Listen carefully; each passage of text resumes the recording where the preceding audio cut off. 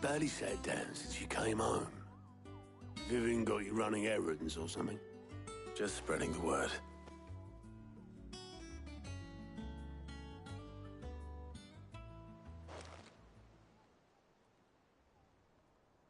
So, the Professor's got a soft side, has she?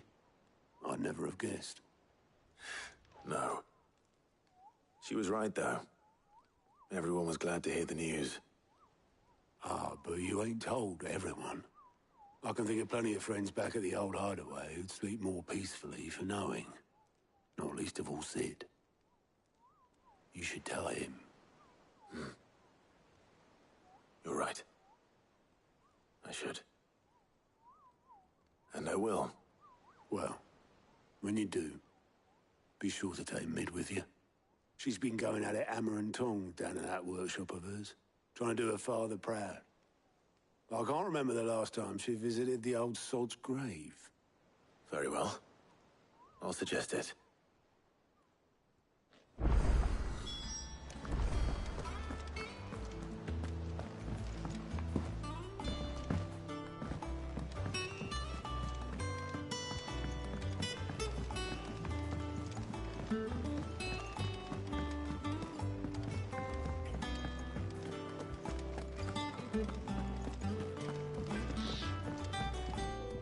Back, are ya?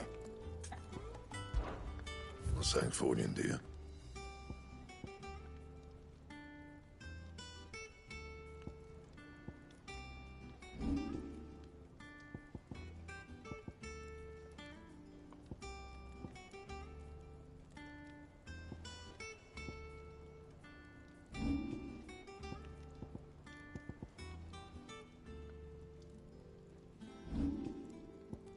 That it?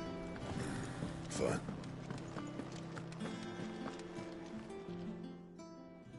And what can I do for you? If you're gonna buy something, be quick about it.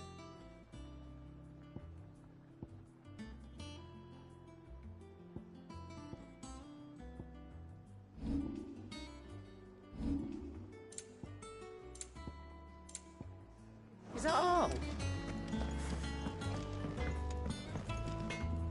What do you need?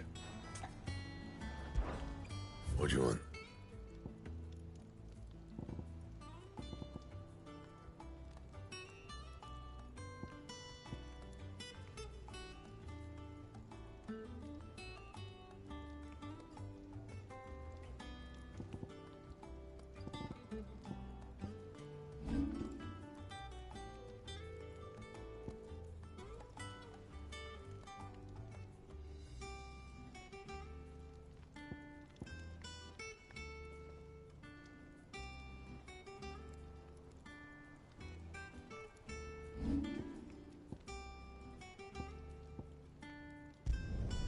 Should last you a good while.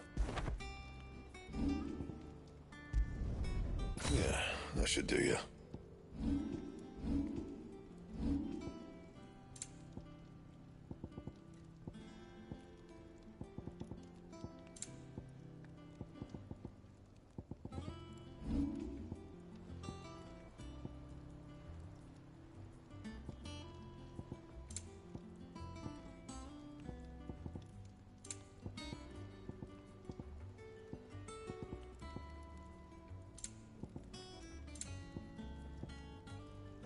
That it? Fine.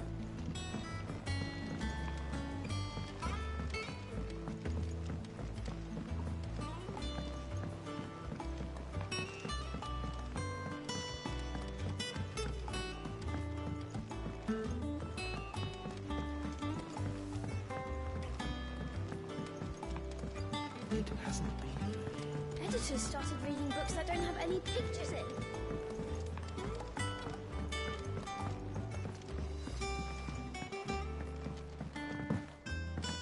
If I don't come up with something soon. All right, Clive? What do you want? I'm going to visit Sid, and I thought you might like to come with me. Sorry, I'm too busy for all that right now. I've got to get this thermal displacement stack sorted. Thermal... Displacement stack. Here. And this is for... only the fastest, finest ship the world has ever seen. The Enterprise. Me and my dad designed it together. Where other vessels rely on the fickle winds to drive them through the water, ours is fitted with mithril engines. And those things have got more push than a behemoth in a bad mood, and more heat than all the hells put together. Which is where the stack comes in. I may have already talked some tight-lipped shipwrights into putting the hull together for me in a little dockyard in Canva. But the stack's a bit more involved, so I'm building it here. Thing is, it's so involved that I'm running behind and it's starting to hold things up over at the shipyard. I'll come and see my dad, though, when I'm done. Whenever that is. Is there anything I can do to help? Good old Clive. I were hoping you'd say that. First things first, I need some parts meching. The stack will be made up of 3 major components. There's the plating, here, that channels hot vapors away from the engine. The helm over the top, that disperses all that heat into the air. And the shielding around the sides. That stops the rest of the ship from going up in flames. A full suit of armor, then? Probably best to take it one piece at a time. Then you'll need to start with the plating. Everything else fits onto it. I've got the designs and the list of materials here. Show these to Blackthorn. He'll know what to do. I can't make head nor tail of them. Luckily, you don't need to.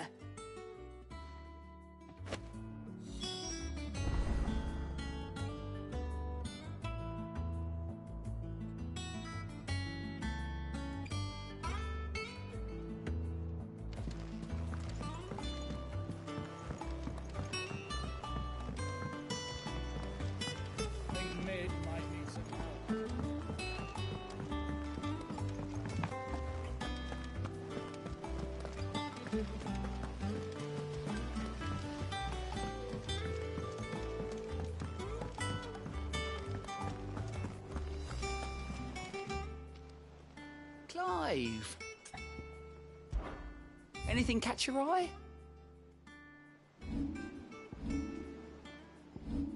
Always something, isn't there? Fancy a look at the list, do you? Here you go.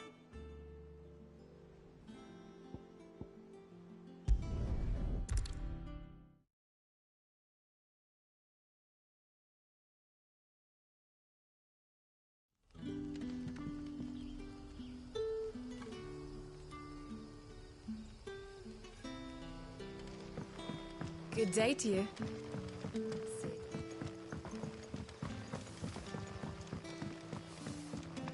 The crystals will get it. Are we editing a new cellar?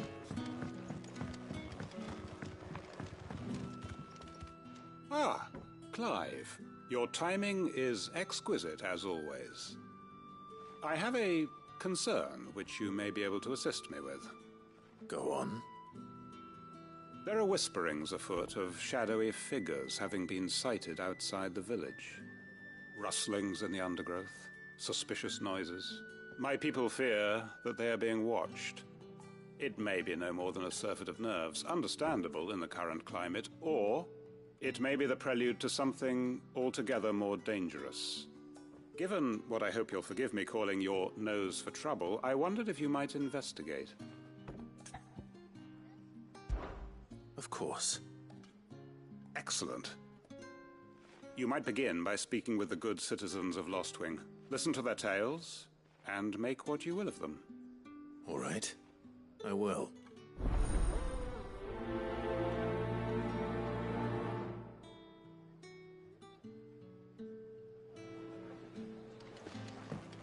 Right.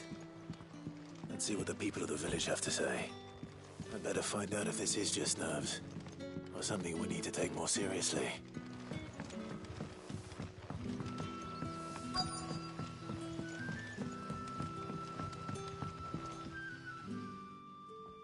You all right, Sid? Something on your mind? There is actually. Can I ask you something? Quentin tells me people have mentioned shadowy figures out in the woods. Have you noticed anything unusual? Oh, that. No, sorry, can't help you. I heard the rumours, mind, from the lads working over at the vineyard, but none of them has seen anything either. All right. Thanks anyway.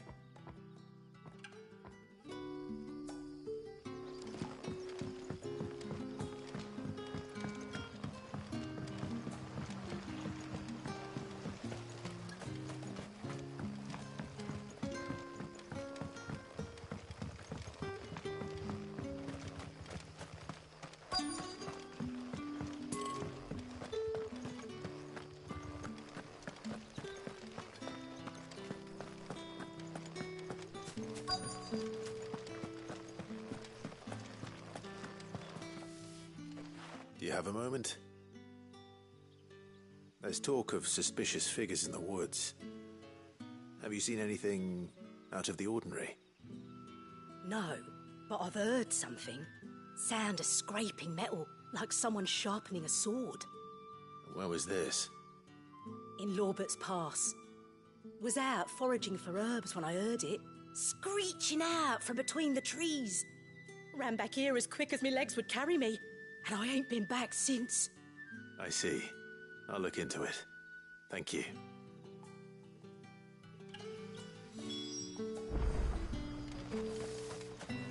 Seems Lorbert's Pass. It's our best bet then.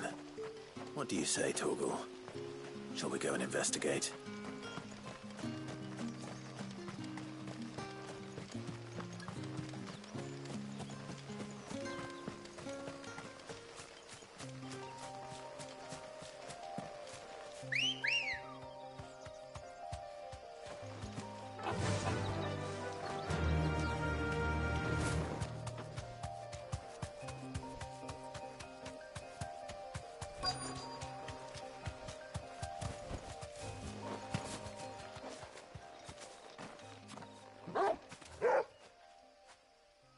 You there? Fuck! He's seen us. Get them before they escape. Black shields. Here. What the hell are you doing here? What is it to you? Not that we give a damn. All that matters to us is that you don't leave here alive.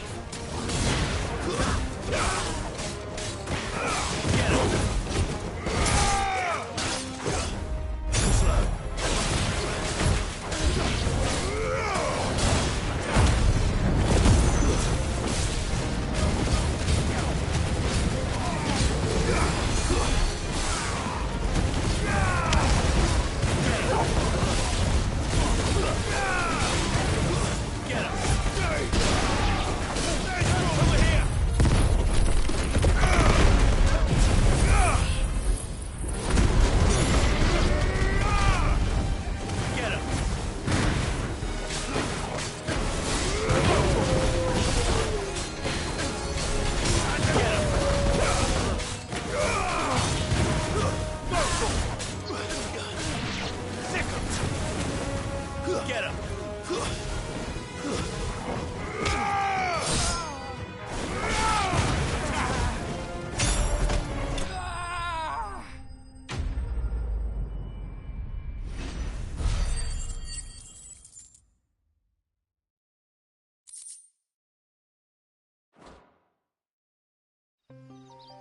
Why were they here? Were they planning an attack on Lost Wing? I need...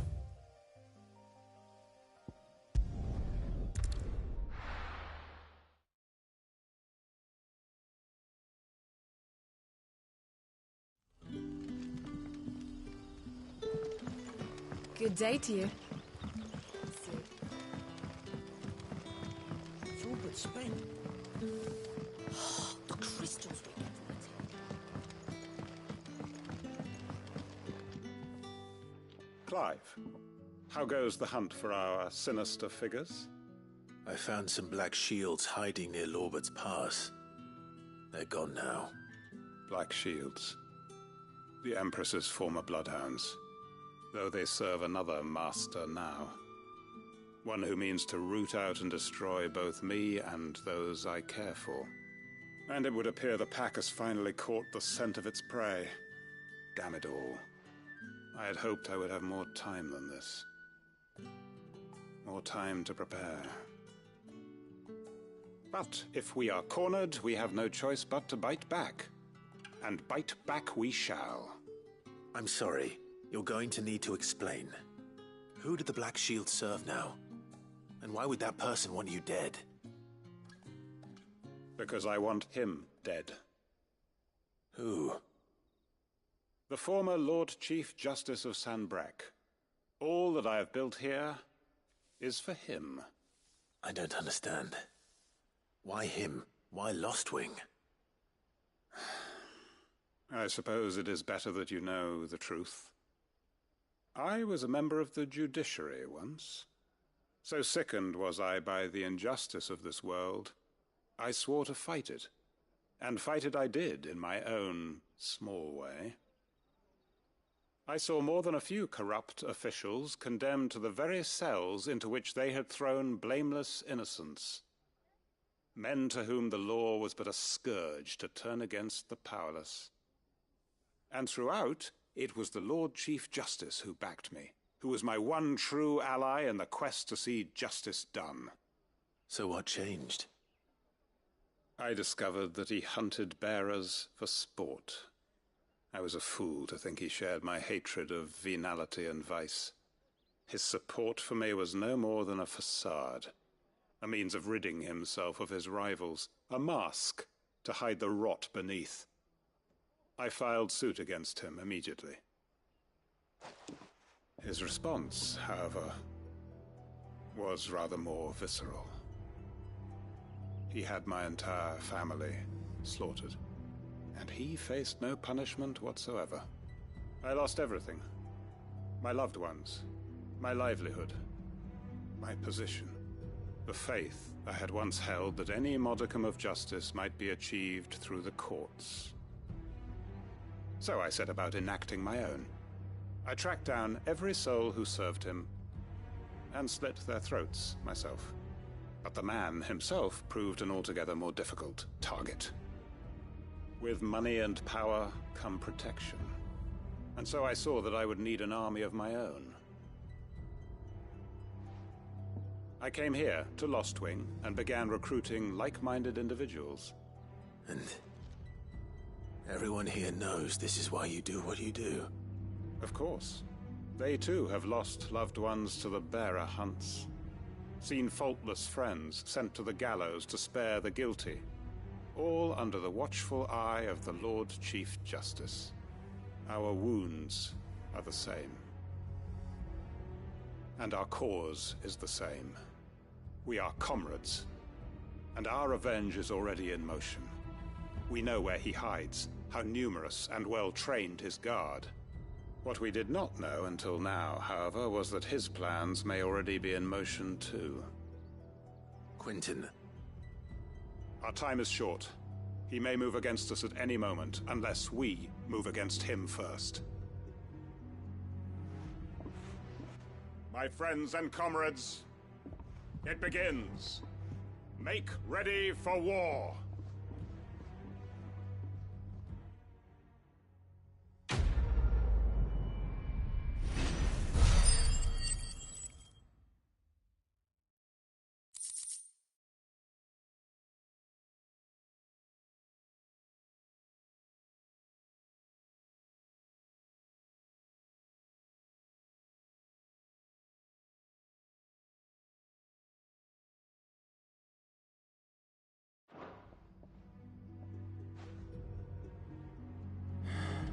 I'm not going to change his mind.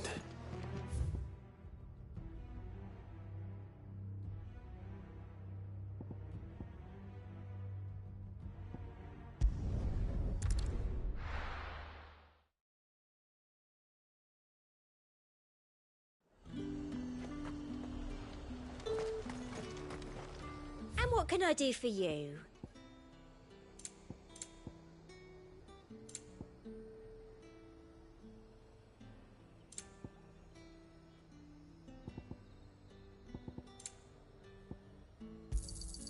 You've a keen eye. Come back again.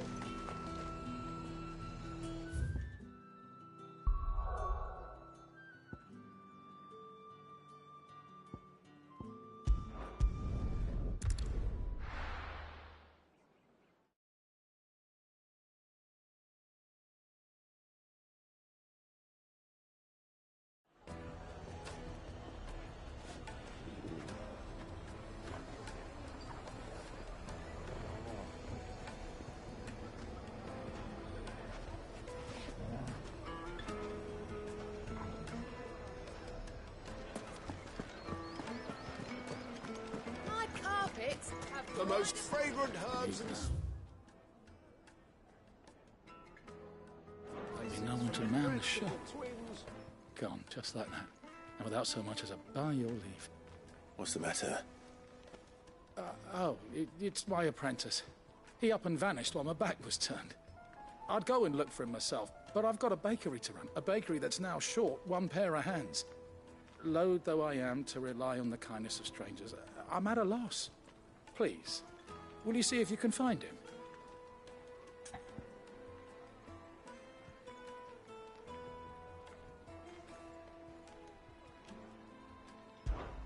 I'll see what I can do. Do you know where he might have gone? I wouldn't be surprised if he was off somewhere mooning at Drake's Fang. He used to work there, you see. Poor fool left his heart in its hollow. All right. Then that's where I'll start.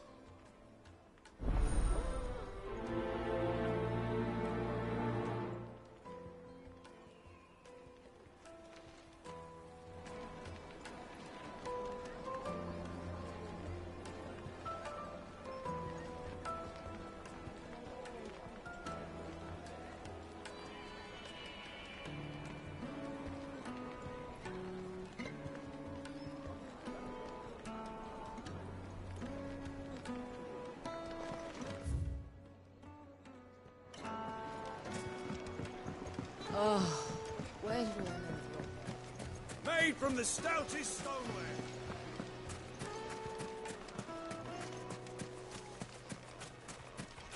No, I'm telling you, it's gone.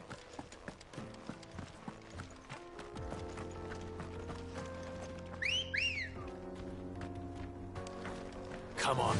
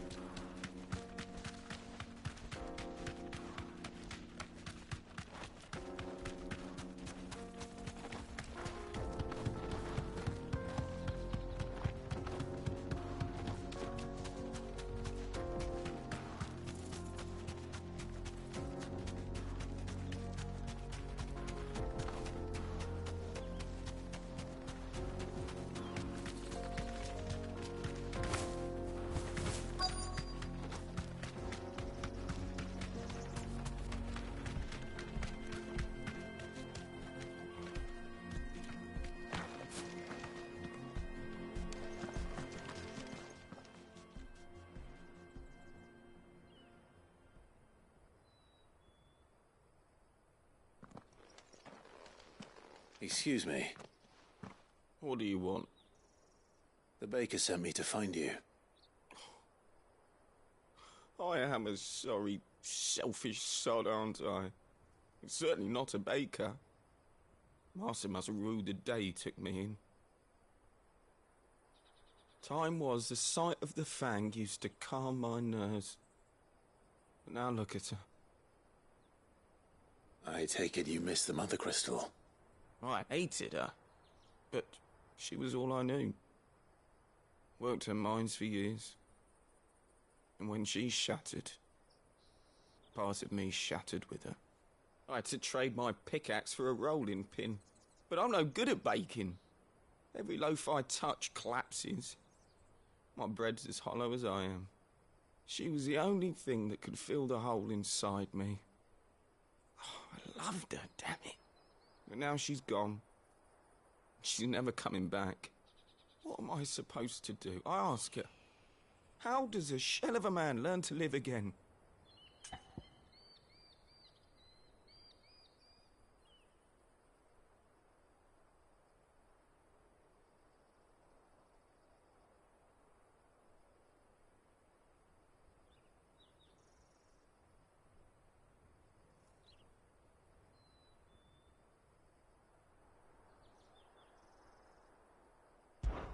Perhaps you could express yourself in your work.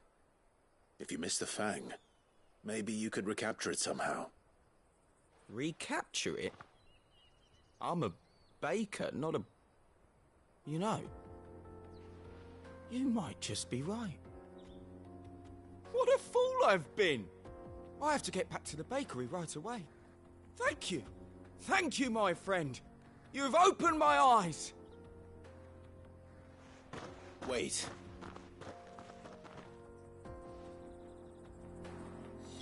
Suppose you won't be needing an escort then.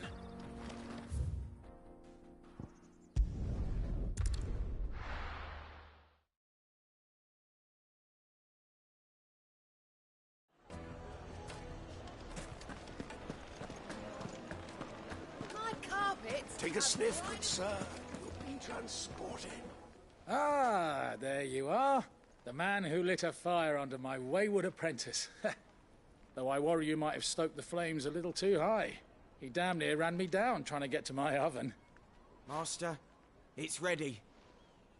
Behold the Drake's Balm.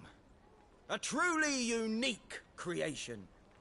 I dare say it is. Just look at it.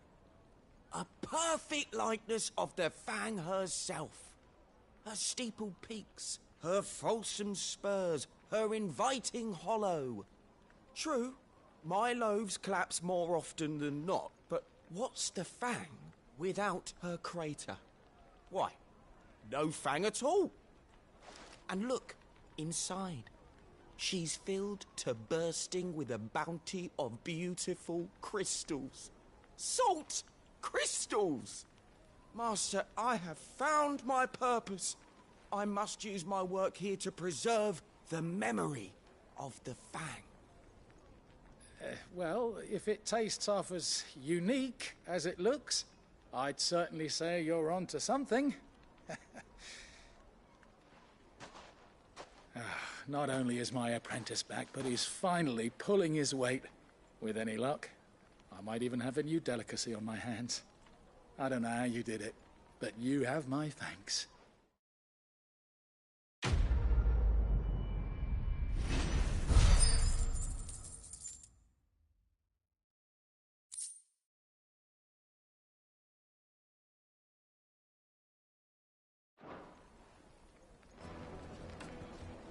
Now, Dusan, I know you're king, but do you have to use the good salt?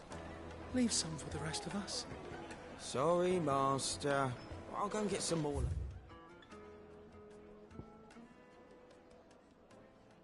Lisa.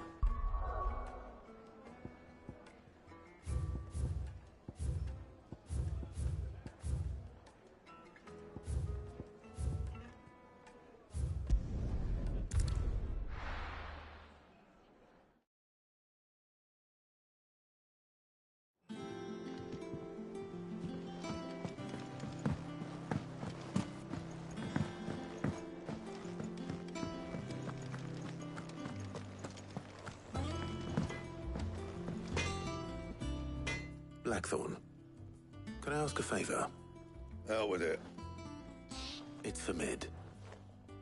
This my last chance to say I'm otherwise engaged. Could spare myself the arseache. Go on then. What is it this time? She said you would know. Here.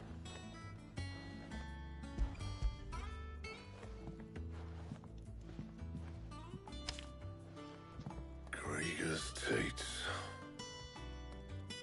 Well, I don't know what the hell you'd want this for, but I can make it. Won't be easy, though. And I'll need help.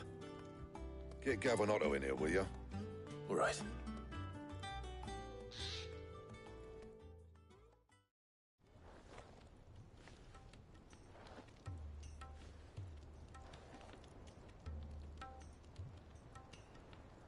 So Lid's roped us all in here again, hasn't she?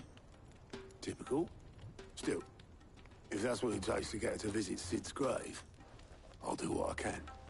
And, what is it we need to do, exactly? Take a look at this.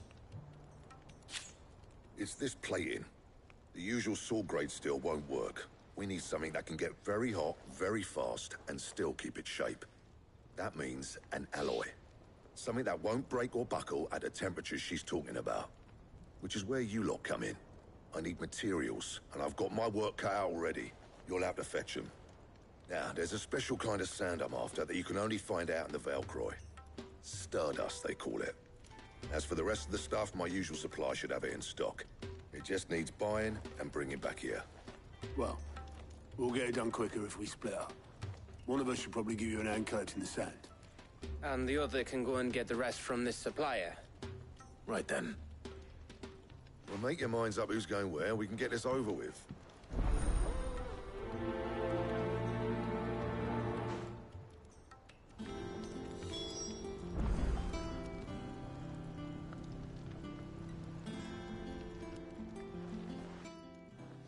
You going after the Stardust then, are you? Which one of these two lucky souls is going with you?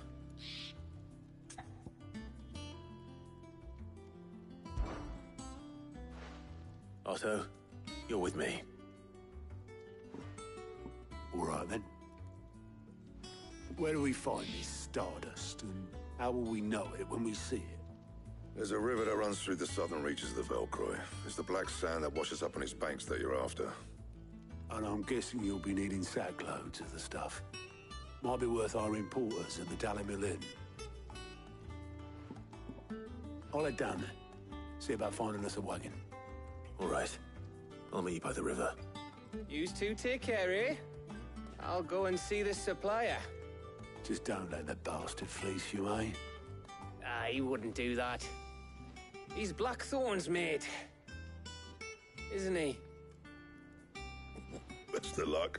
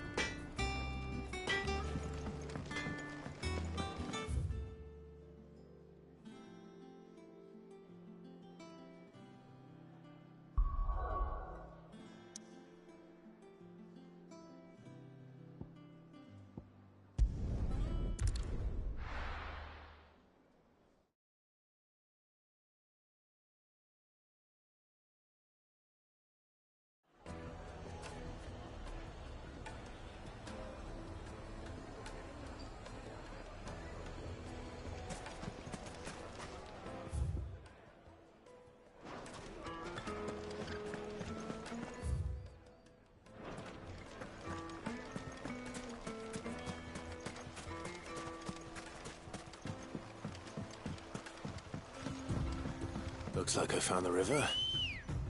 Now where's Otto? Yeah!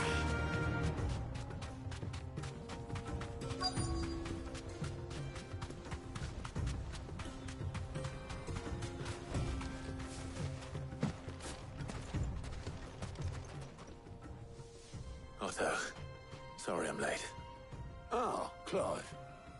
I had a quick scout about, and I reckon this area's our best bet. Seems Blackthorn's the only one who thinks smithing with this Stardust stuff's a good idea. It's just lying here, waiting for any old fool to fill his boots. But unlike any old fool, you thought to bring a wagon. Well spotted. Now get filling.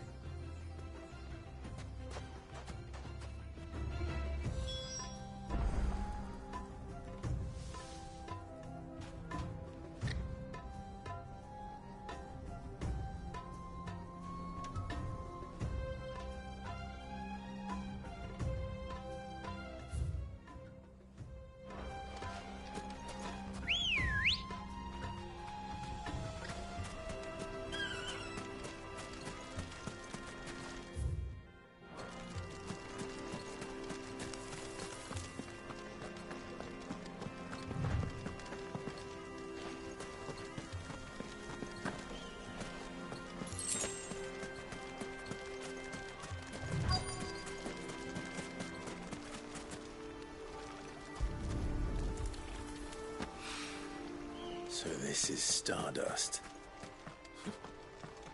It just looks like black sand to me.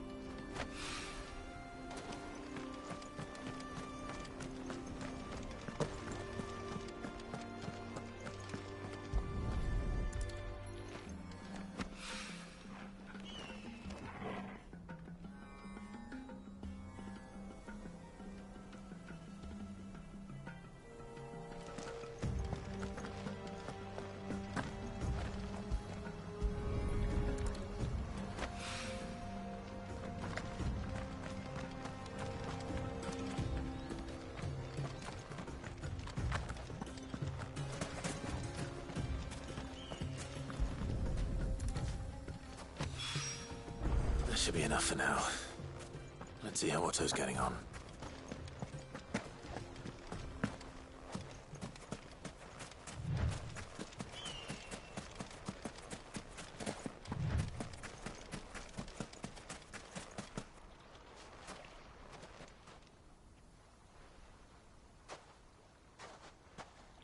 How much did you get? Enough. I hope.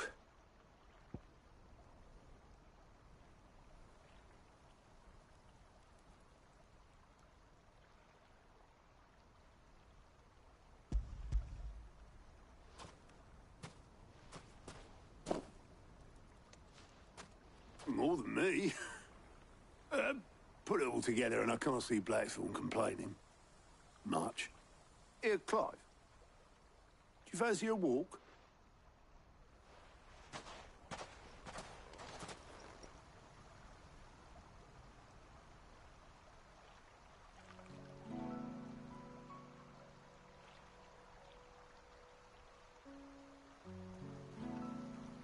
Sid would be proud. Of what? Of you, you idiot. The way you've carried on what he started. When we first met, I had you down as a spoilt little puppy who enjoyed nothing more than biting the hand that fed you. But 5 years on, you're the one doing the feeding. So thanks for proving me wrong. You weren't wrong. But I changed.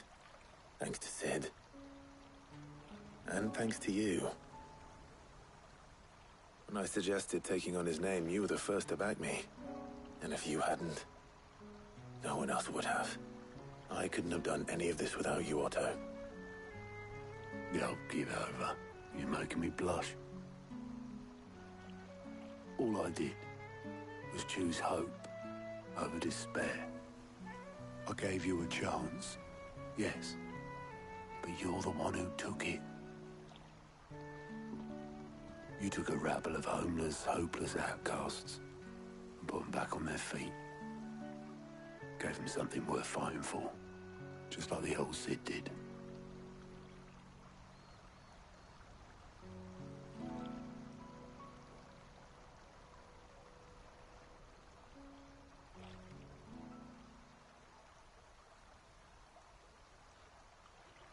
About time I was heading back, I reckon.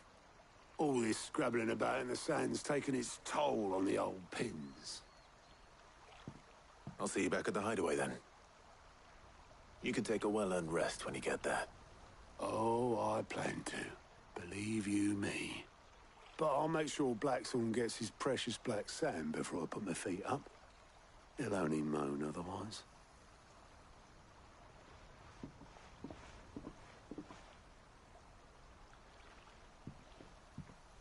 Right. Ready to go home, boy?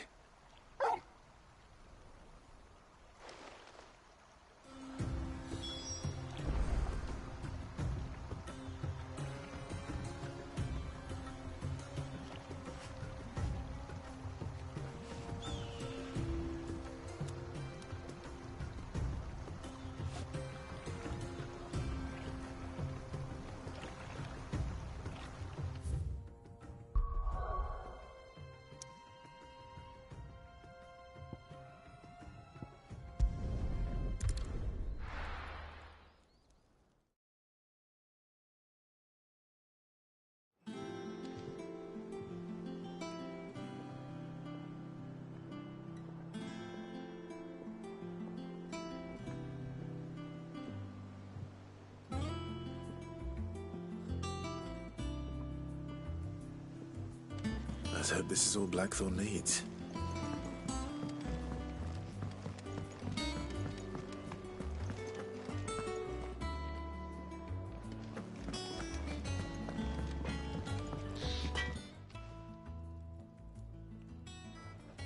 Blackthorn, got everything you need? Yeah. Yeah, I do. Cheers for the stardust. Should be enough to be getting on with. Nice to get out and about for once. Let's do it again sometime, eh? I'll make a start on putting this thermal plating together then. It'll take some time, mind. So if you've got other things to be getting on with, I could do without you breathing down my neck. Thank you, Blackthorn. I'll let Mid know construction's underway.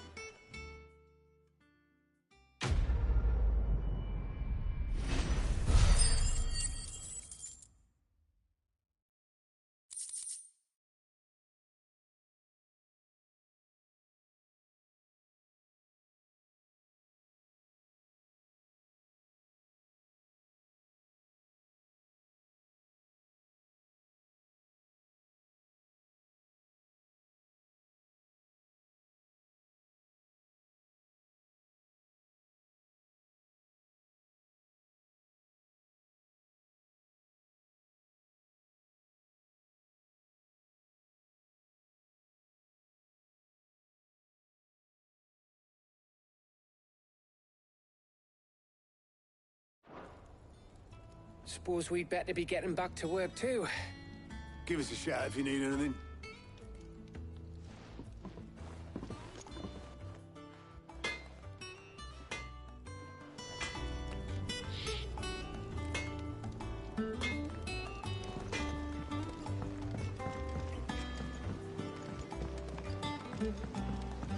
I went up to give some greens.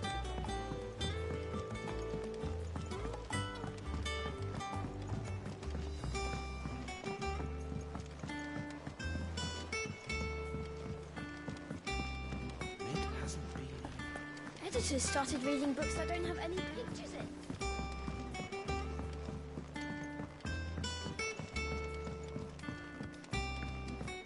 If I don't come up with something soon. You'll be pleased to hear that Blackthorn started work on the plating. Excellent. 1 down, 2 to go. So, what's next? The helm, of course. For this, we'll be repurposing fallen scrap. Salvage from the ruins? I thought that material was all but impossible to work. Ah, but we don't have to. I'm sorry. Just so happens there's one particular ruin that's broken into exactly the right shape and size pieces for what we need. What's the name back there? I'll give you all the details. What's her name? Right.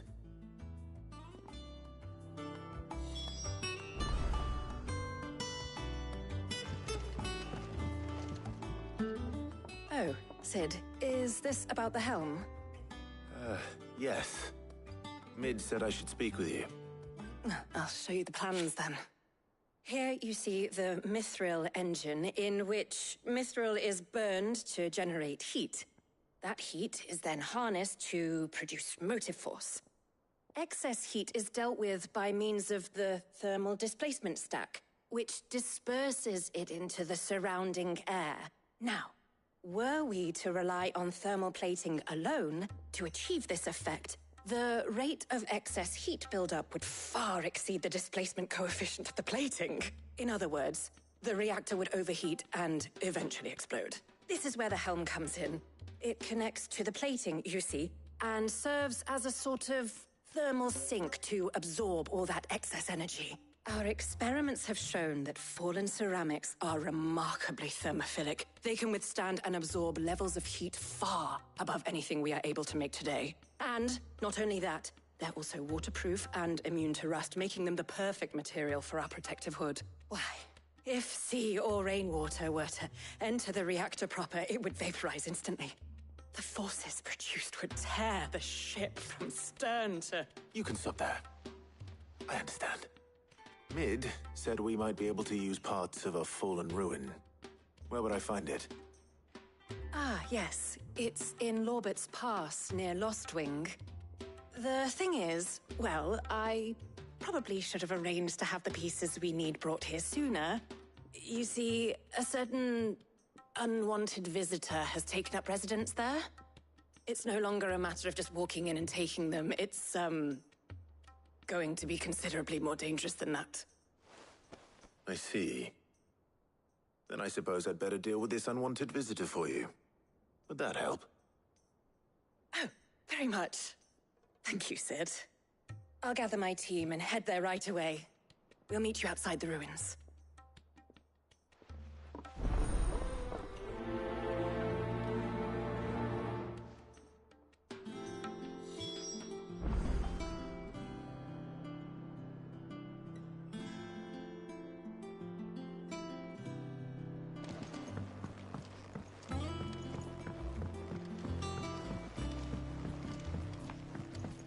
Think Mid might need some help tidying up that work. Think Mid might need well-meaning souls to leave her alone.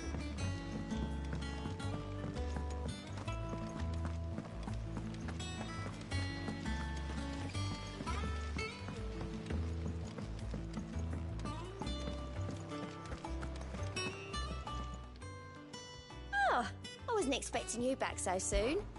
Your benefactors are a generous lot. You earned this. Come again. I may have more for you.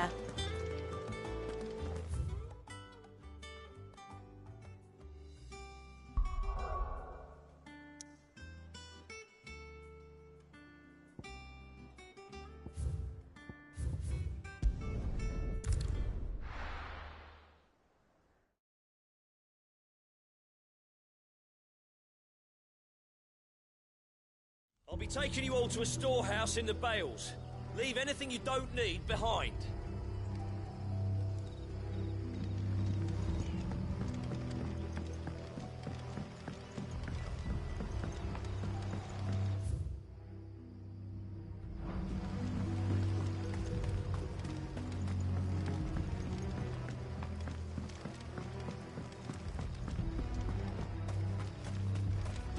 If you're ready, we leave at once.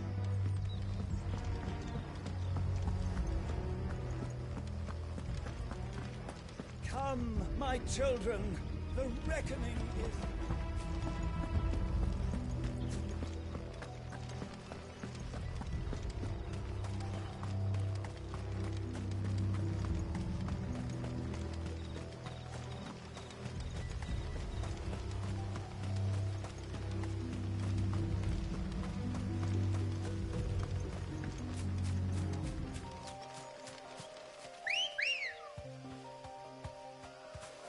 Come on.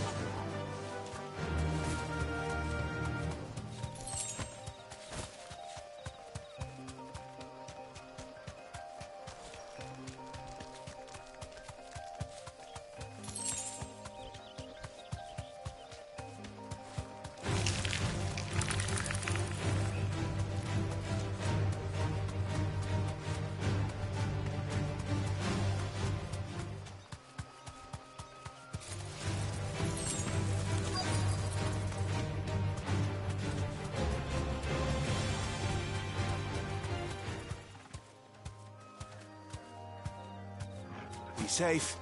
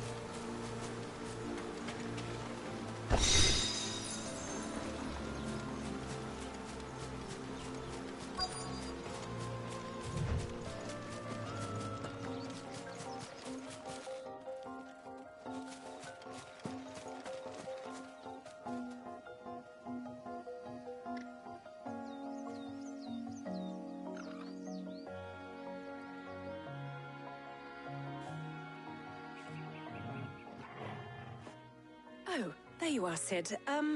Thanks so much for coming. The, ruins are just over there, as is the creature I told you about, I'd imagine. Would you mind? Of course. I'll be right back.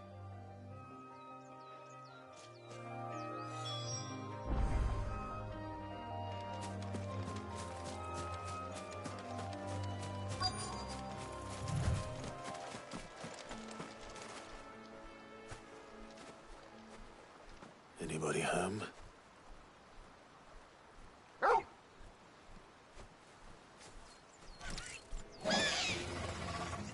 This must be our unwanted visitor. Time to go.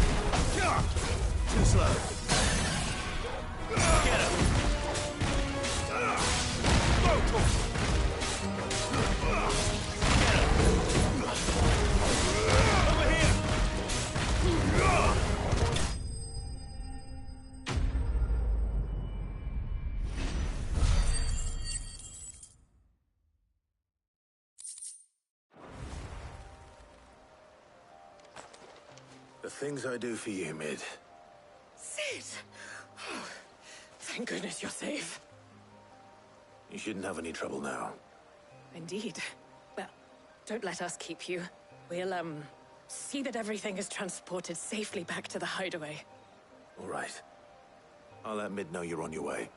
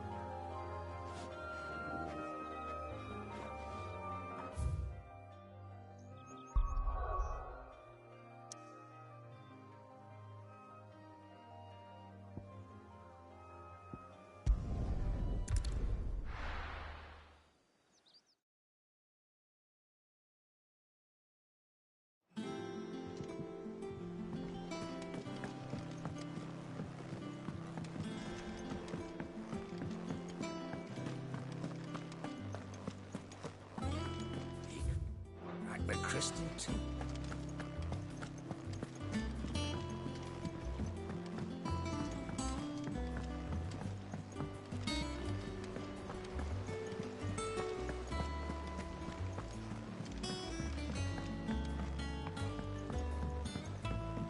seen troops amass in every port.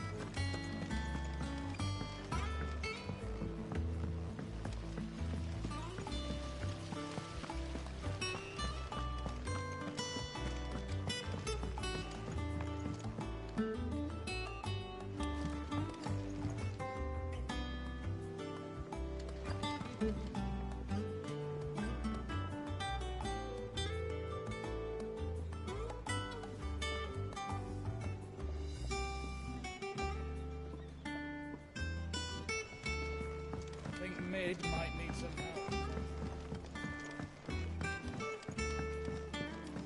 If I don't come up with something soon. Mid. Helena has recovered the material for the helm. She'll be along shortly. Excellent. Another job well done. And just one remaining. Right. Right, the shielding. This one's a bit of a bugger. How so? The plating's enough to stop the engines going pop, but those things will still be spitting out enough fire to set the rest of the ship ablaze. Which is why you need proper shielding. A prison for the dragon's breath that's blazing away inside. I thought a triple thick layer of tempered steel might do it. Or more of the stuff that the Fallen use, but they'd both be too heavy. The helm and the plating are bulky enough as it is. Add any more weight and the whole ship would be at the bottom of the briny before we'd even started. I need something light. But I've racked my brains and I just can't think what would do it. Well, if I were in need of obscure knowledge, I know whose counsel I would seek. Harpocrates. Tomes? Yeah, well, I'd thought of that, obviously. I've got all the details written down here. Can you take this to him, see what he makes of it?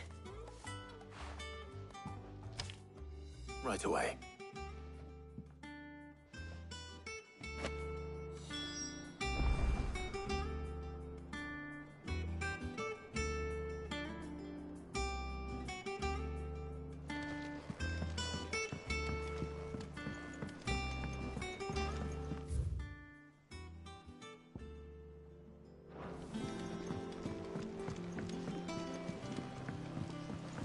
Editors started reading books that don't have any pictures in.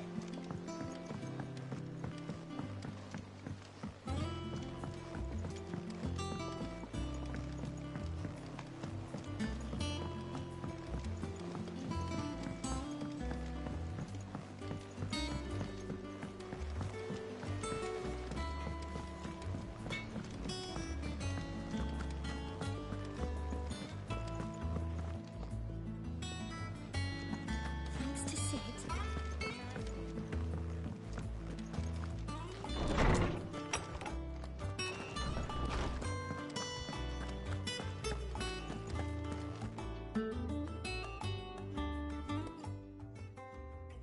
Harpocrates, do you have a moment?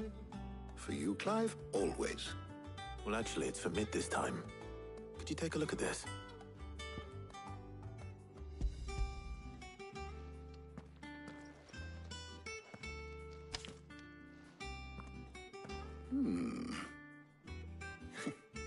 Shielding for a mithril engine? Whatever will that girl think of next? And what are these notes around the edges? She has some specific requirements for the materials. The shielding needs to be able to resist extreme heat on the inside, and yet remain cool enough on the outside not to set the ship alight, while also being light enough not to sink it. As you can imagine, she's struggling to find anything that meets her needs. I see. I wondered if you might know of a solution, or if you might be able to search the records for one. Perhaps it is not a different material she requires, but a different approach. What do you mean? Consider the lake we have made our home. Its blighted waters eat away far more quickly than fresh water or even brine, at timber and steel alike. And yet, we have made a home here from those very materials nonetheless. We have. But Bardolph must varnish every board twice over to keep it from rotting. And Obelisk complains that without a constant supply of pitch. I see. Early Gregorian histories speak of a preparation known as moon dew. It is said to be able to resist even the most ferocious flames.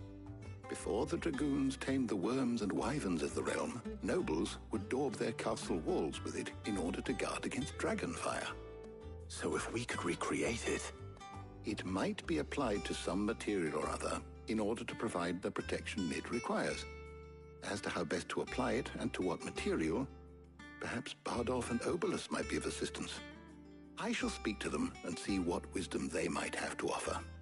If you would be so kind as to procure the necessary ingredients, I shall discuss the specifics of how it might be most effectively put to use with our two friends. The knowledge of the past may yet prove useful to we of the modern era. Thank you, Hippocrates. And since you're asking others to help you, perhaps I should too.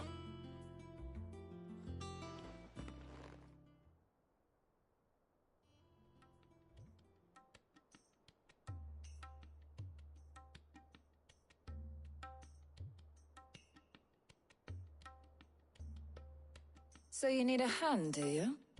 We do. I'll be heading to market for the ingredients we need.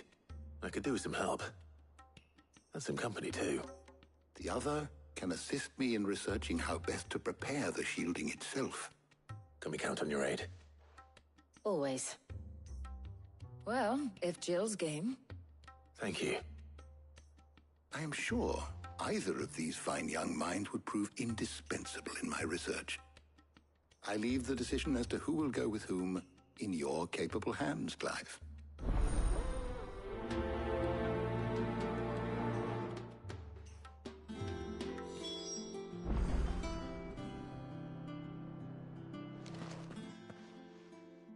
So, Clive, have you made your decision? Who will accompany you on your little excursion?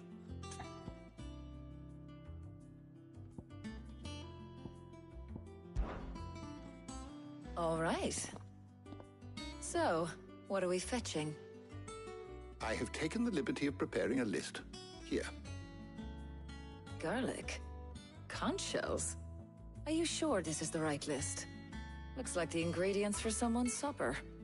Though these items may seem mundane, they have potent effects that are rarely exploited, effects for which they were once highly prized. So much so, in fact, that they were harvested almost to extinction, hence moon dews having fallen from favor. Now, of course, they can be obtained with ease. You should be able to find everything you need at the market in Northreach. Well, isn't that convenient? I was hoping to be able to make a trip over that way sometime soon. Need to speak to an old acquaintance. I'll meet you there. All right. Stay safe. See you later, Clive. Good luck with your research.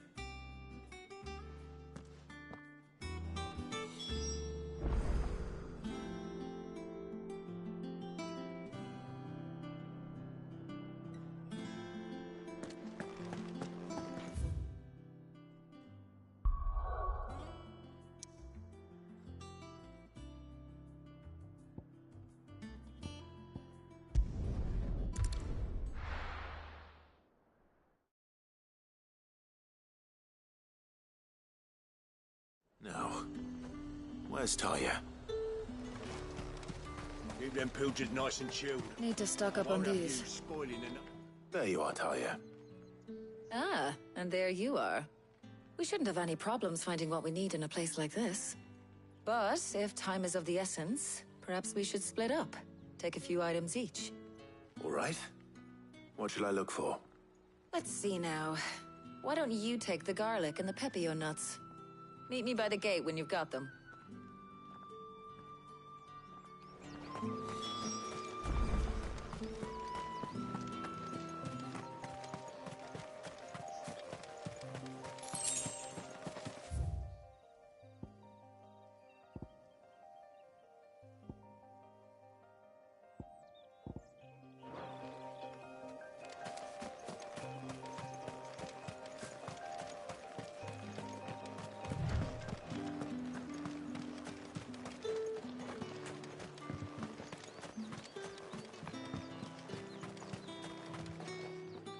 Any friend of the innkeeper is a friend of mine. I hope it's to your liking. Keep fighting the good fight.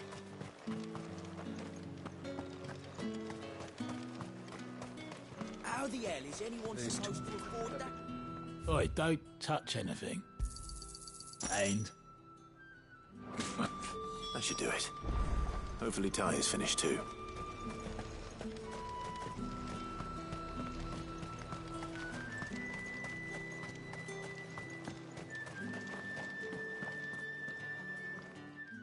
Well, did you find everything? I did. Here.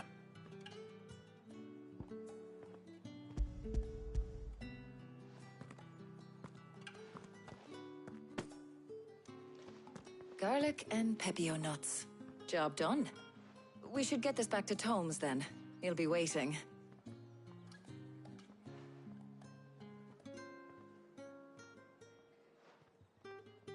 But we're not in too much of a rush, are we? Quick chat.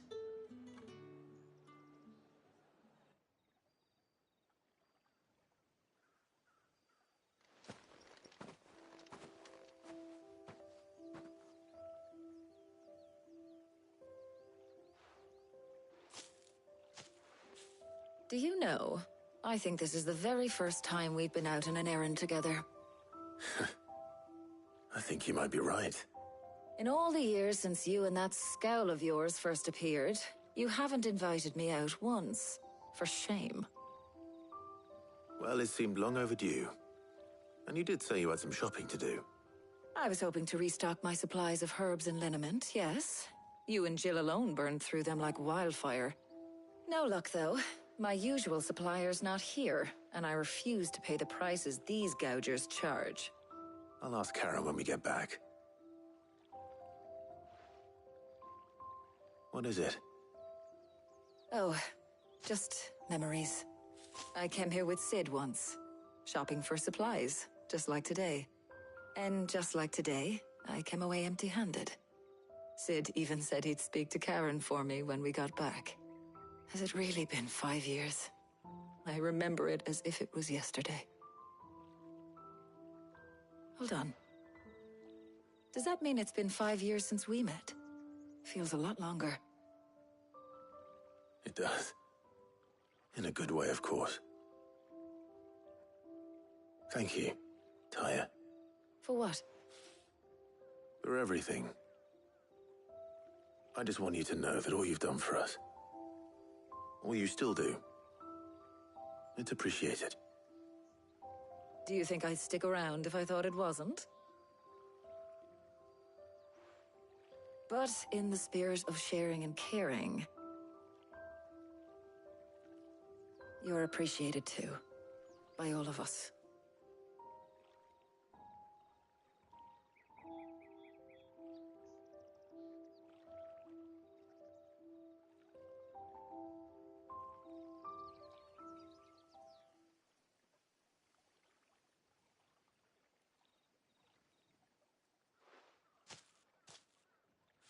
Well, I think we've tarried long enough. I ought to get these ingredients back to Tomes so he can make up this concoction of his. I'll meet you back at the hideaway, all right? All right. And thanks again. I heard you the first time.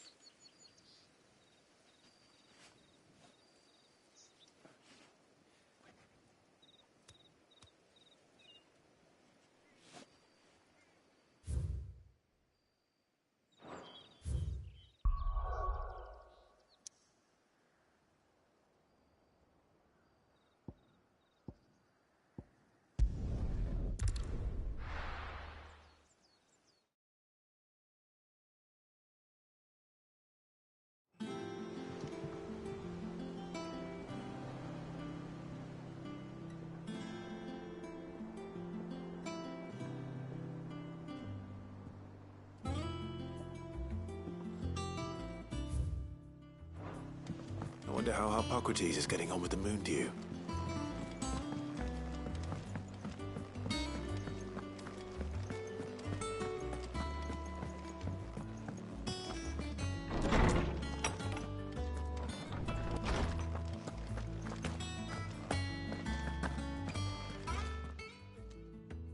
How's work on the shielding progressing, Hippocrates?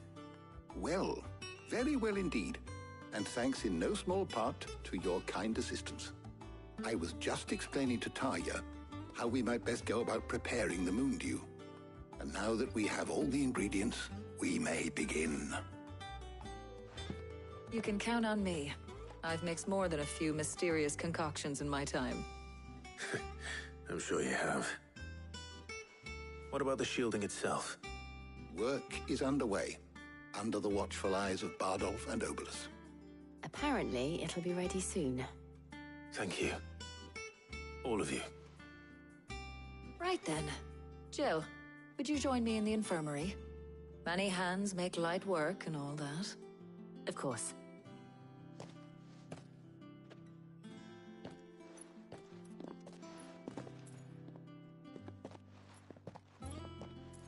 Oh, and Clive. It was good to talk. We should do it again sometime. It appears our work here is almost at an end. A shame. I was enjoying playing the man of action for once. When both the shielding and the moon dew are ready, it will merely be a matter of applying the one to the other. Followed by a rigorous process of testing and retesting, of course. Perhaps someone ought to warn young Mid of that. Leave it to me. Thank you, Hippocrates.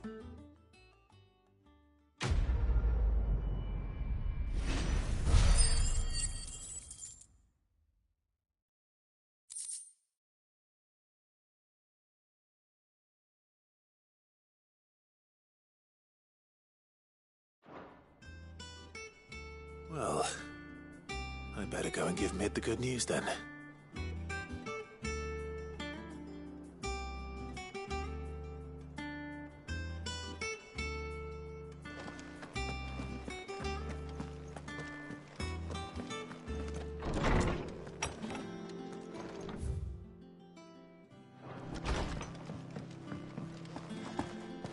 Thanks to Sid.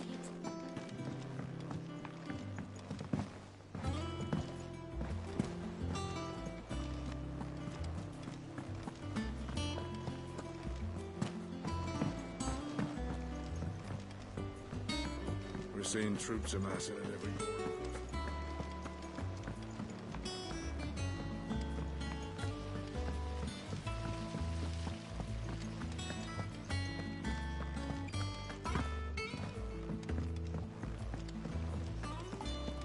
I think Mid might need some help.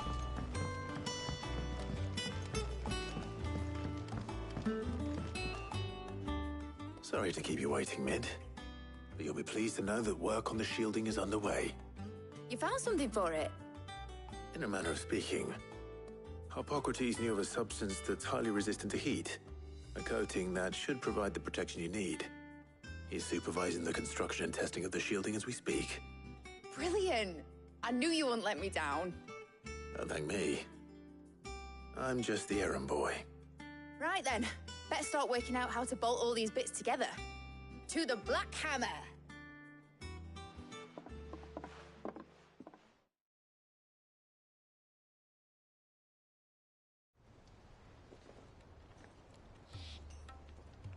You know, when I got into the smithing game, I thought I'd be making swords and shields, not thermal bleeding didgeridoo-dahs. Displacement stacks. Same difference.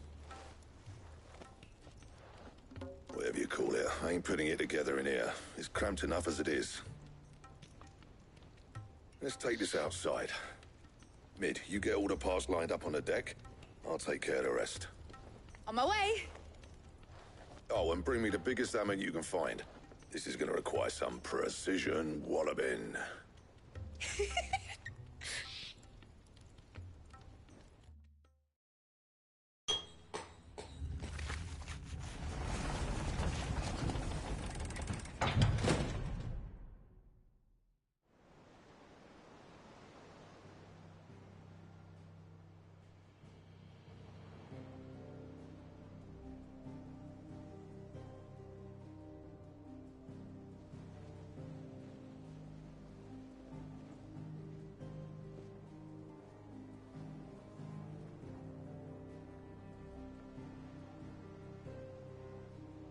It's finished! It's finally finished!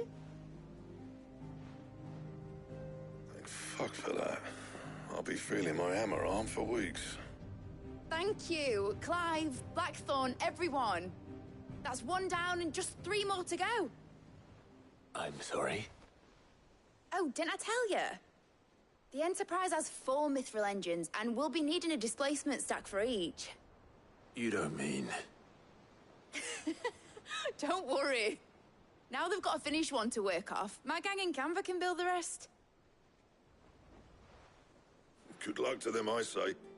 Right, I'm off to get a sling for this elbow. Any other work comes in, keep it to yourselves, eh?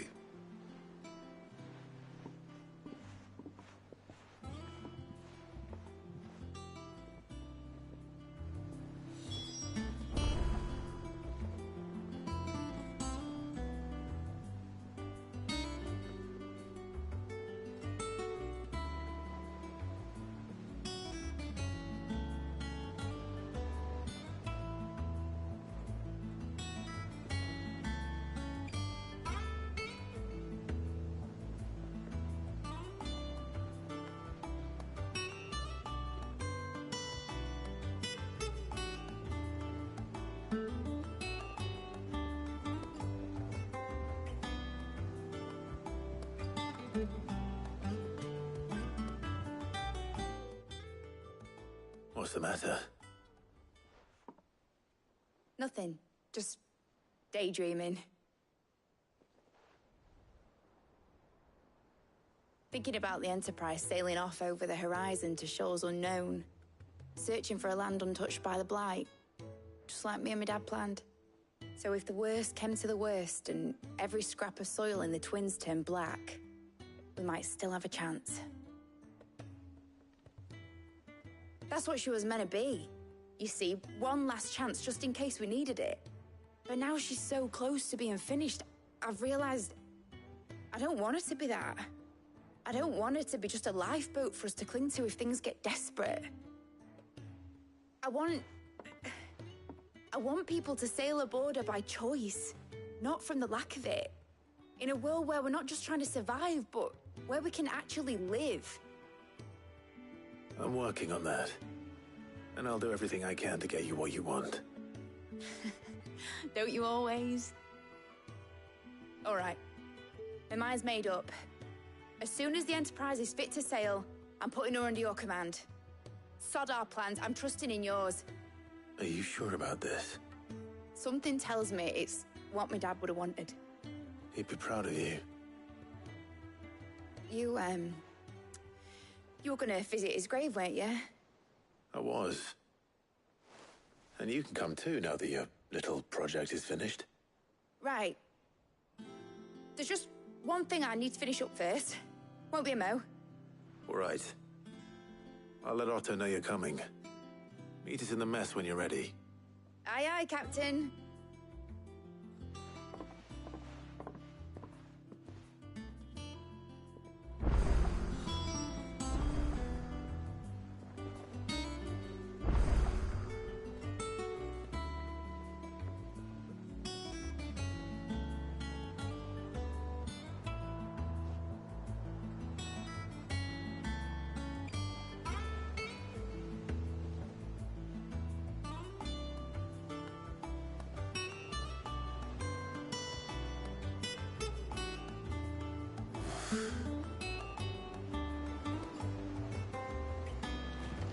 Ned told me she was building a ship.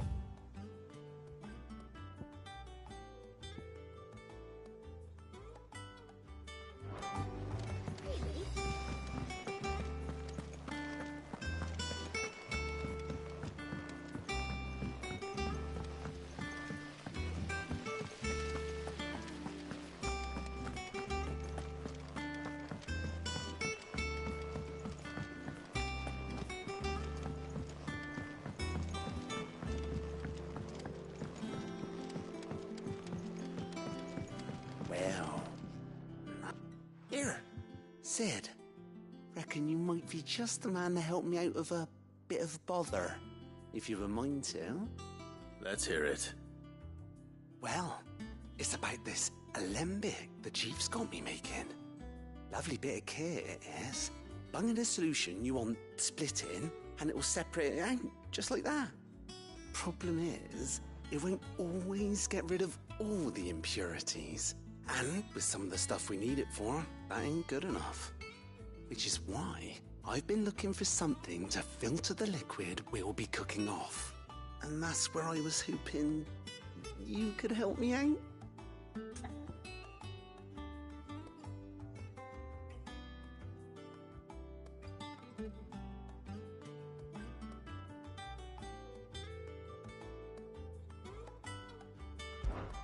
I imagine Ty could get some use out of this alembic too. Distilling medicines and the like. All right. Why not? Proper job! So what exactly do you need for this filter? Nothing but bomb ash'll do, says the chief. Gave me a sample she'd obtained from the university stores. Couldn't believe my eyes. You pour the blackest blight water through it, and it comes out clear as a mountain stream. So, I did a bit of reading about where I might be able to get hold of some. And do you know what I found out? It's only the blimmin' bones of a bomb king. They leave them behind when they die, see? I take it that's where I come in. If you wouldn't mind. I saw a billet on the hunt board for one just the other day.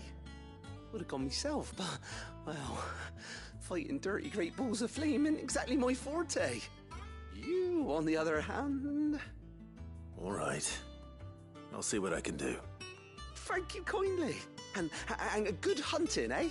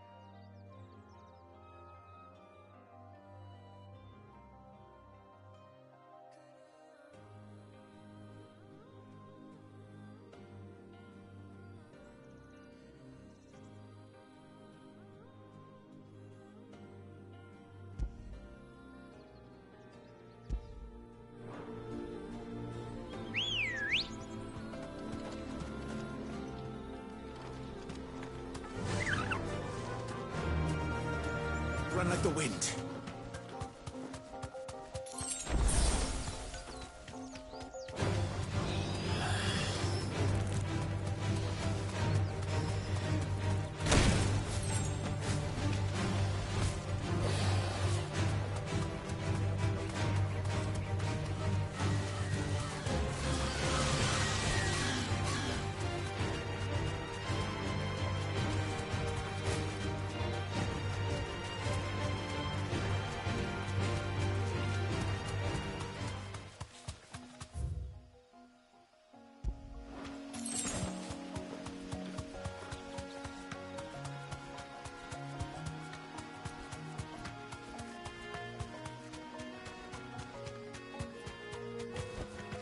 Back to the stables, girl.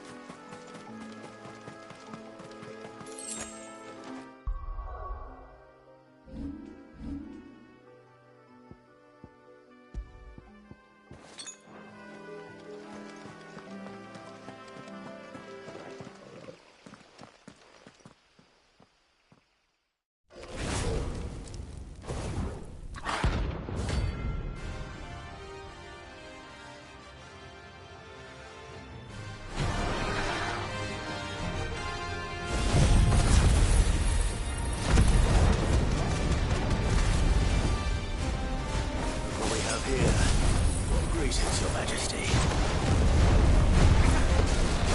All yours, Morgul. Too slow.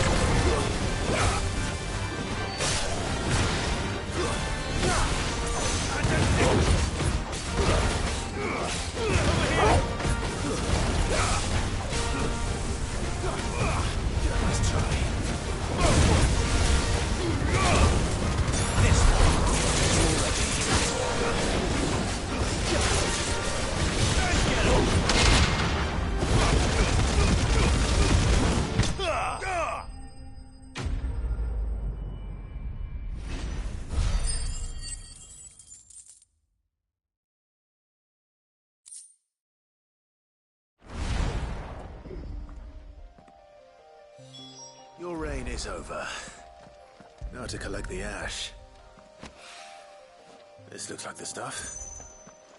Let's see if there's any more.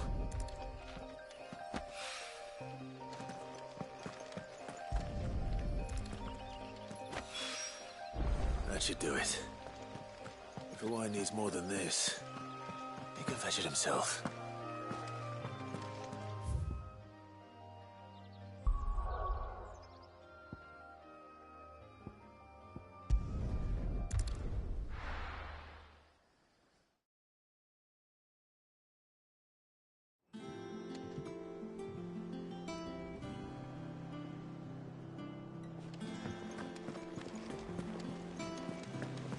Is that the thing Tomes helped with? Mid told me she was building a ship.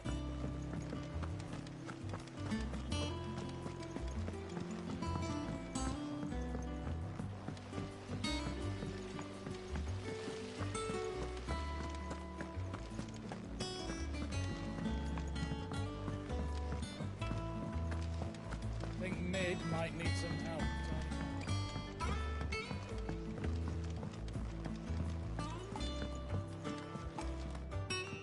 All right there, Sid? How's that hunt for the bomb ash going? I have it here.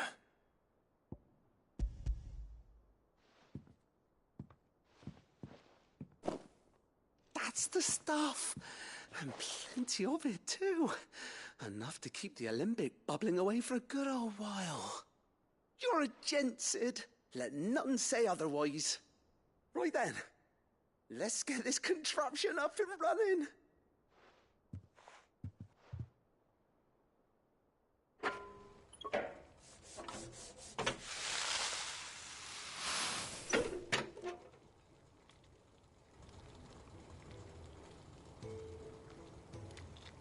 There we have it. The Telemon Malembic. And it works just like the chief said it would. Very impressive. Says the man who cut down a burning boulder. Speaking of which, I still haven't returned the favor. There's no need. The good it will do for the hideaway is reward enough. Don't be silly. Why don't you let me take a look at that bag of yours? The one you keep your potions in. Reckon I could work some magic on that. What kind of magic? Well, we happen to have isolated a substance in our test run of the alembic that I reckon will make even the toughest lever supple as anything. Thought we might use it to breathe new life into old boots and the like. Save the hideaway a few gil. But I reckon if we slap a bit on your bag, it'll loosen it up enough for you to squeeze in a bottle or two more. Well, it can't hurt to try, I suppose. That's the spirit. Leave it with me. I'll only be a mo.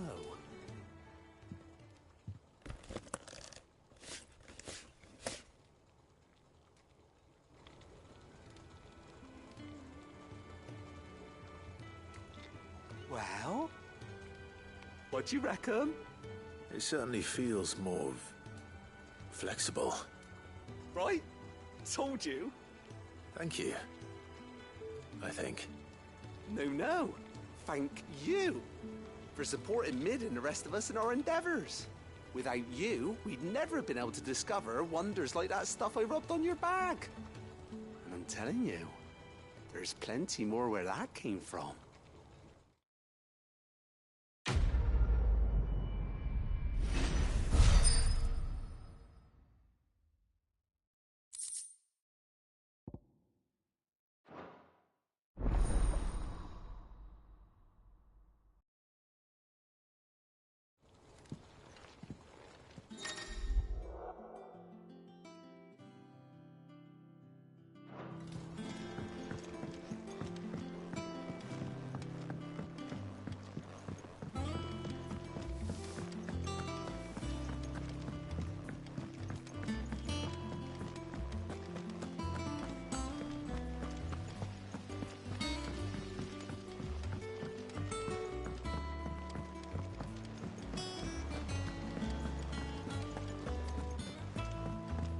Mid told me she was building a ship.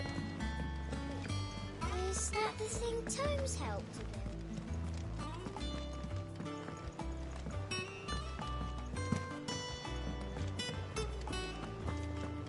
build? Thank you, Clive.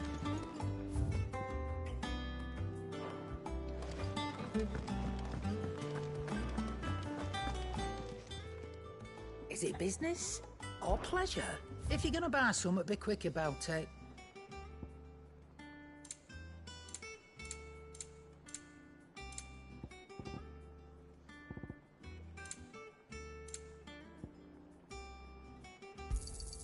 You'll not find a better price than that.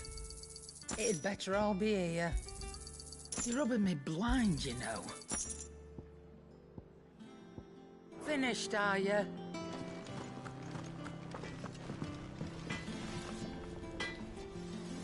Clive? What do you want?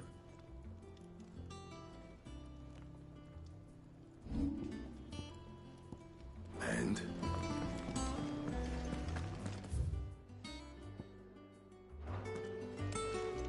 He cracked the crystal too?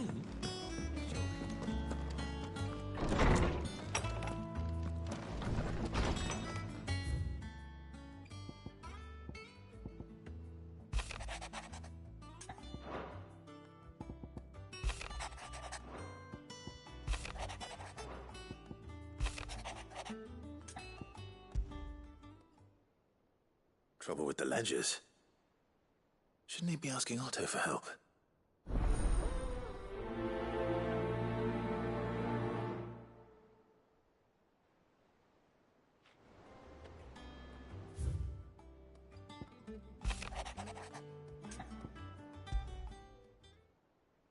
What could be wrong with Torgor? He seemed well enough when I last saw him.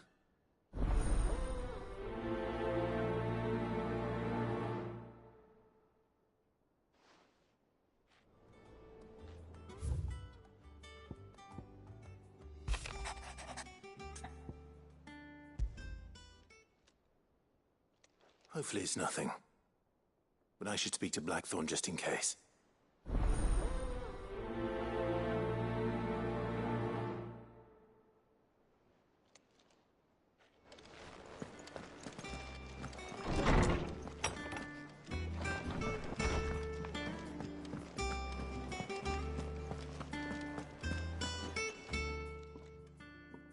I got your note. You think something's wrong with Torgor? So you can read. Congratulations. But I didn't say how we're wrong with him. I said something weren't right. He's not been eating me treats.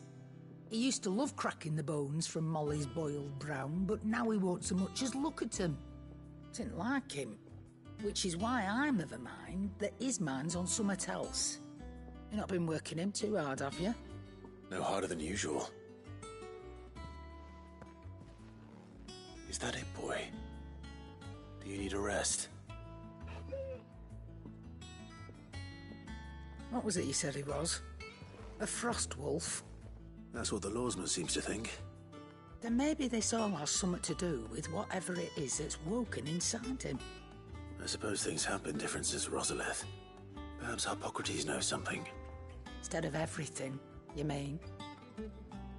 Perhaps.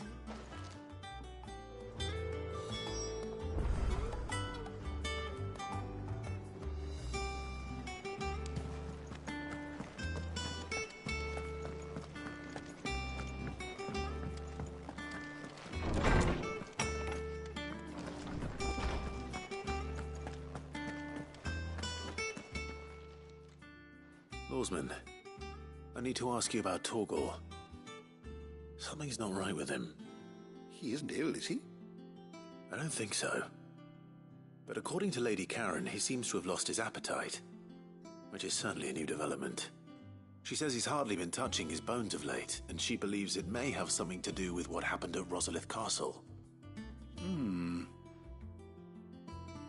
I rather think she might be right, though not about his appetite.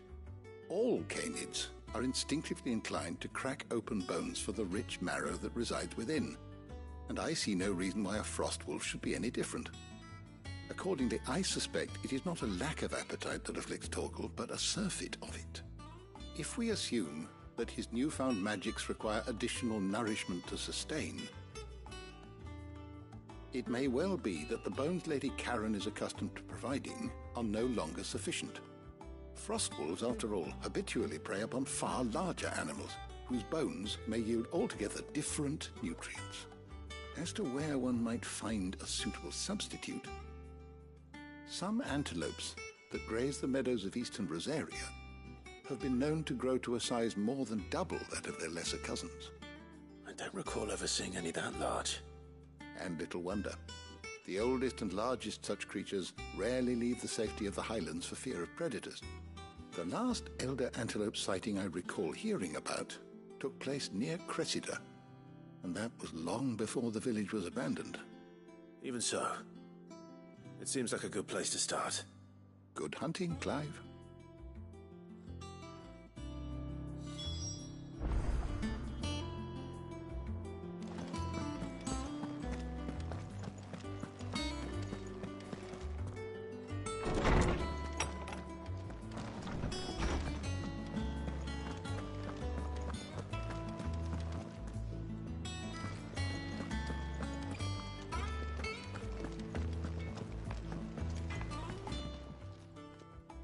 Blackthorn, do you have a moment? Not really, no. This won't take long. I just wanted to ask how you're getting on. August was worried about you, and you might still be doubting your craft, even after learning the trick of that cuirass. Is there something else weighing on your mind? Perhaps sharing your thoughts might help. That bastard's like a dog with a bone. Still, you've got a keen eye, I'll give him that. He's just, well, Karen showed me something. Something I've never seen before. And that was? A sword. An odd-looking thing with a single-edged blade. The metal itself wasn't anything to write home about, but fuck me, the edge on it. You could slice a man clean in two with a weapon like that, and he'd be halfway home before he even realised he'd been cut. So that's what's troubling you? No. Not troubling me exactly. More distracting. Can't stop thinking, how do you get an edge that sharp? It's driving me mad. And if you knew how to do it, we could arm the curse breakers with even better blades. That's about the size of it, yeah. I'll see what I can find out. Sharper swords are always welcome. And we can't have our master blacksmith being distracted. You're a soft touch, you know that. But I can't say I'm not grateful for it. Good luck, eh? Thank you. Let's see what Karen knows about this sword.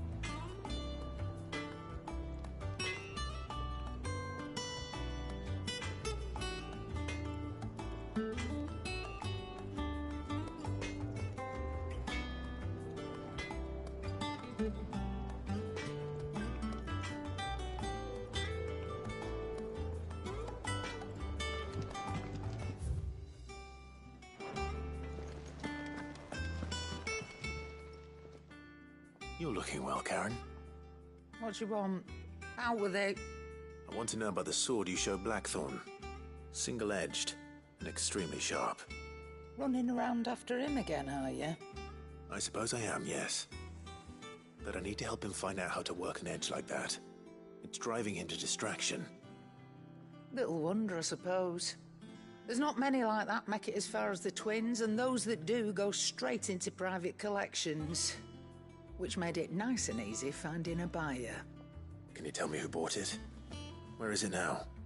You think I tell people who my clients are? Suppose you're not likely to go nicking him off me, are you now? Fine. If you stop mooning at me like that. Lord Ignac's the man you want. Dalmekian bloke. Collects weapons and the like. And he's got more money than sense, which is why he's one of my favourite clients. Reckon he'll still be at the inn in Dalamil, where I left him. Thank you, Karen. Oh, and he's a touch eccentric, if you take my meaning. I appreciate the warning.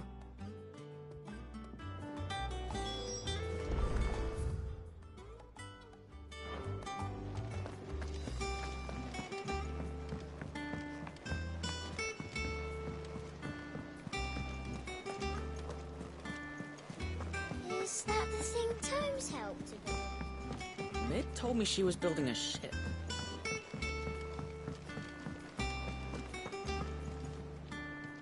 Clive, did you get my letter? That's why I'm here. Shh. Otto might be listening. Is this better? A little. Listen, I've some bad news. It turns out the Hideaway may be slightly behind in its payment to certain lenders, and it may be my fault. But I swear to the goddess, I thought I had the numbers square. Sadly, that square turned out to be more of a circle. Zero, you might say. I can straighten it out, I swear, but it's going to take some time, and I'm going to need help keeping it from Otto. Bit late for that, I'd say. There you are! What a surprise! So let me get this straight. You forget to pay our lenders what they're due, and instead of coming straight to me, you get Clive to come to you. And I hope he'll dig you out of the hole you've dug for yourself. Clive, the man in charge of the place you've been cheerfully trying to bankrupt. And you thought this was a cunning plan. Why? Well, who needs paying? Oh, just Martha. And the dame. And, well, Lady Karen. But only 500 talents. We owe 3 of our most trusted friends 5 million gil. Each. 5 million each. They lent us the bulk of the money we used to rebuild the Hideaway, you see, and, well, I must have made some sort of oversight. Those ledgers were my responsibility, and it was my decision to entrust them to you. This is my fault. Do we have that much to hand? I can always ask my uncle. No, we don't. And no, you won't.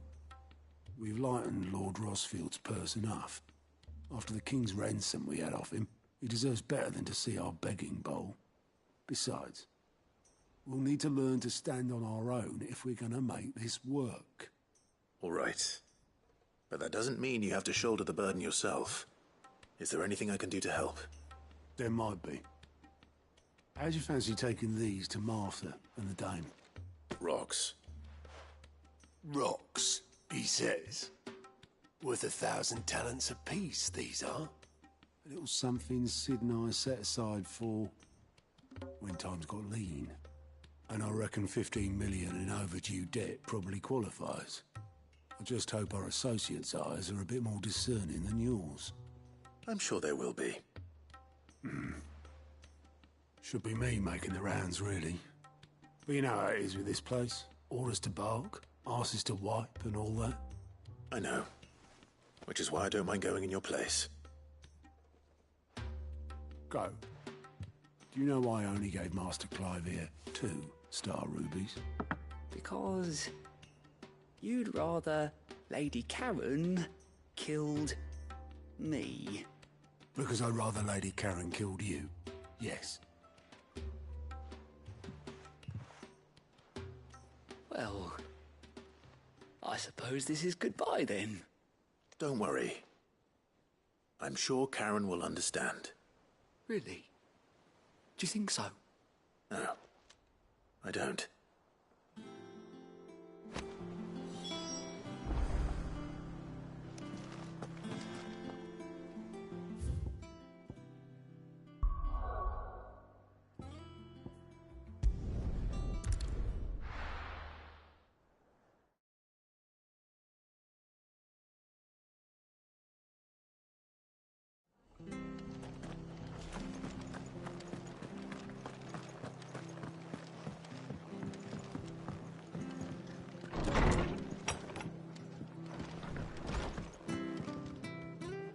Clive, we weren't expecting you.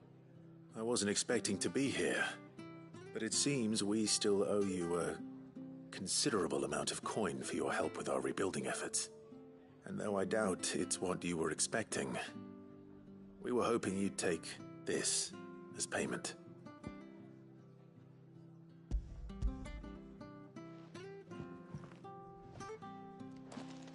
A star ruby?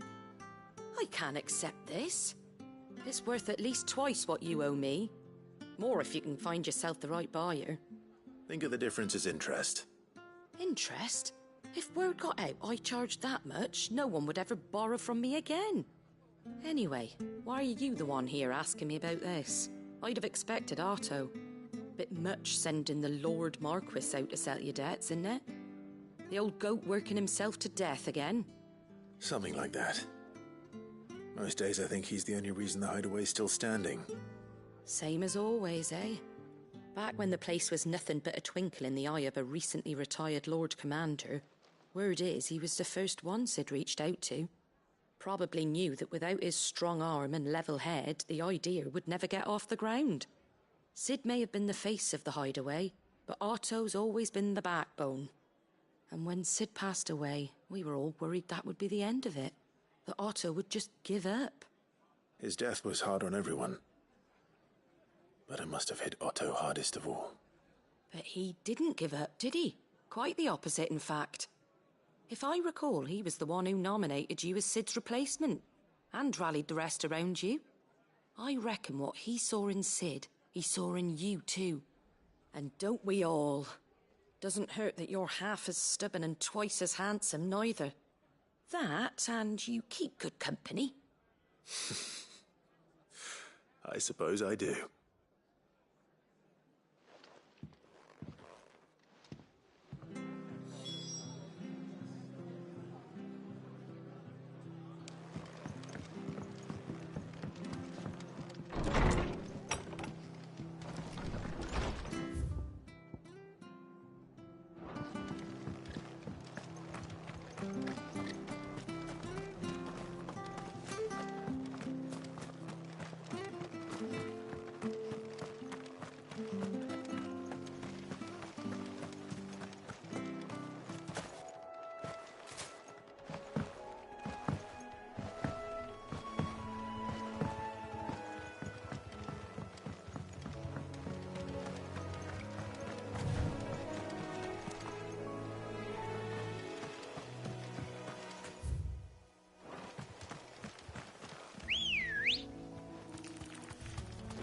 Come on.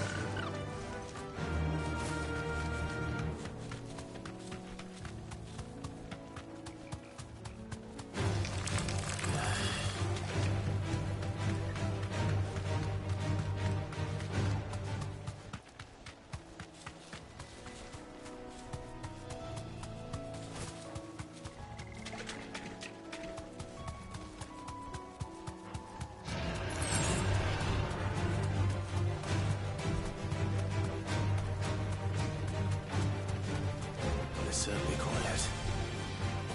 If I were a giant antelope, it would seem like just the place.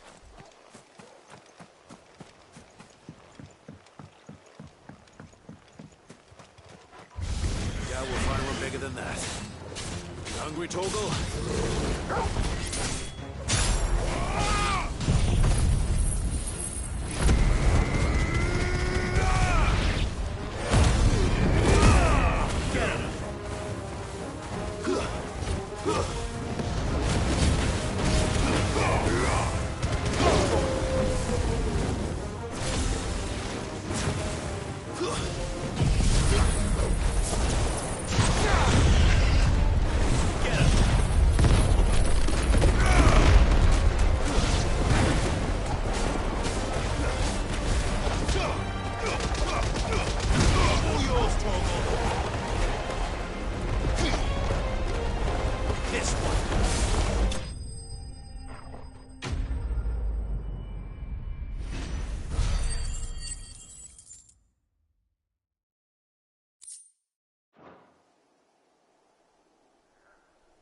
Now,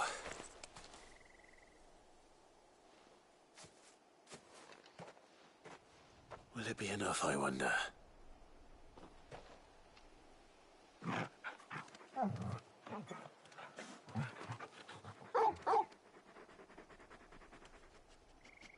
I say that answers my question. Which means we owe the lawsman our thanks. You're just a big puppy, aren't you? A very big puppy.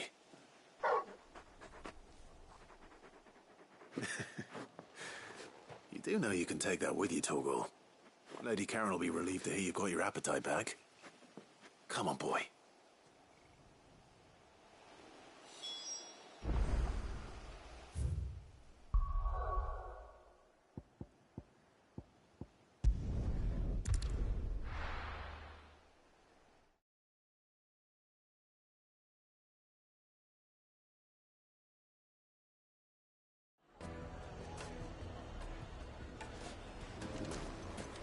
People take notice of wealthy men. Shouldn't be too hard to track down Karen's collector. The St. Drake's Fang is gone. The whole Mother Crystal gone. What are we gonna do? Calm yourself.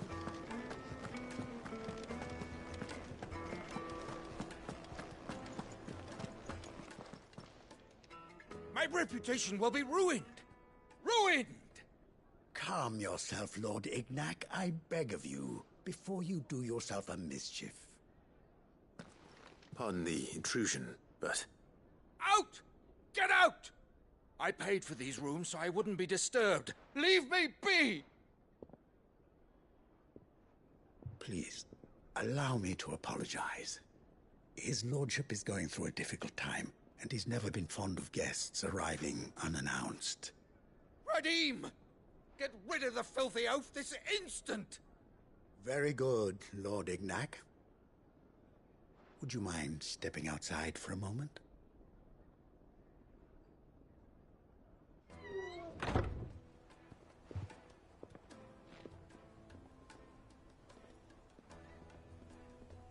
I'm sorry if I've caused you any trouble. That? Oh, no. That's just how his lordship is. Though the morning's events have left him somewhat fractious. He has been dispossessed of his luggage, you see. The thieves also made away with a considerable amount of coin. Coin the innkeeper will soon be keen to collect. I don't suppose a certain blade was among the stolen items. A single-edged sword. It was purchased from a merchant friend of mine. Ah, you know Lady Karen. Yes, I'm afraid it was. Then I'll retrieve Lord Ignac's luggage. But I have one condition. You have but to state it. You are welcome to anything that is within my power to grant. I want an audience with Lord Ignac. A few minutes should be enough. Then I'll be on my way. A condition I would be a fool to refuse. Of course, you shall have your audience. I don't suppose you saw where the thieves went? I did not, no. Though some discreet inquiries made on his lordship's behalf mean that I know where you might find them. The bandit's bed. Every ill-gotten coin in Dalamel is said to pass through that disreputable corner of the Valcroy. And that's where I'm heading. I shall speak to Lord Ignac in your absence, and arrange for an audience upon your triumphant return. That will be very kind of you. Farewell, and best of luck.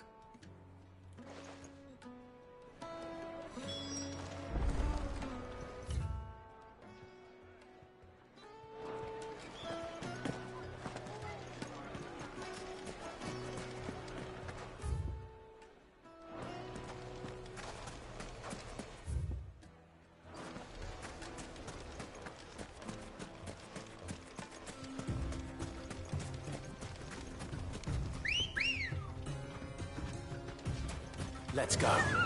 Run like the wind.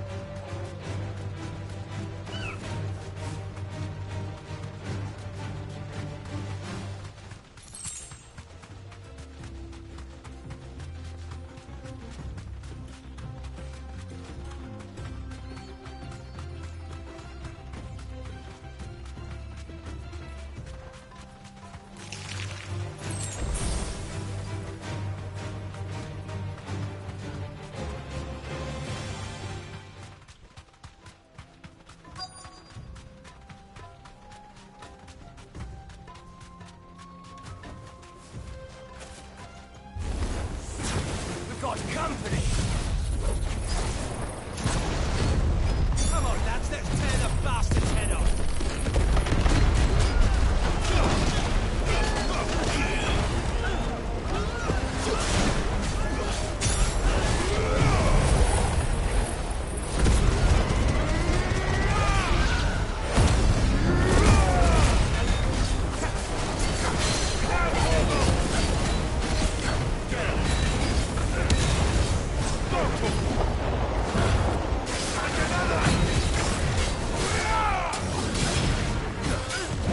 Nice try. Nice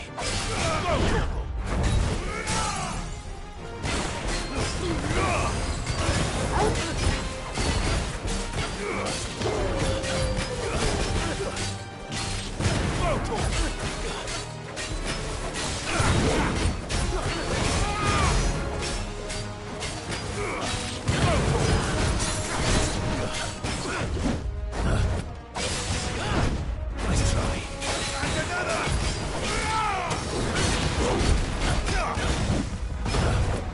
Let's get him! Over here!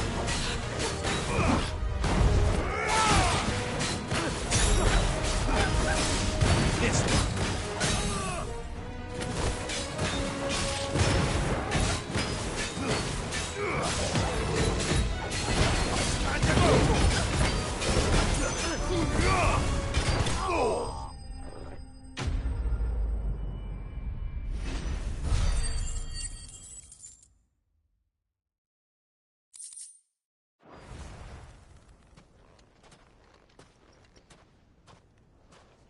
This must be Ignac's luggage.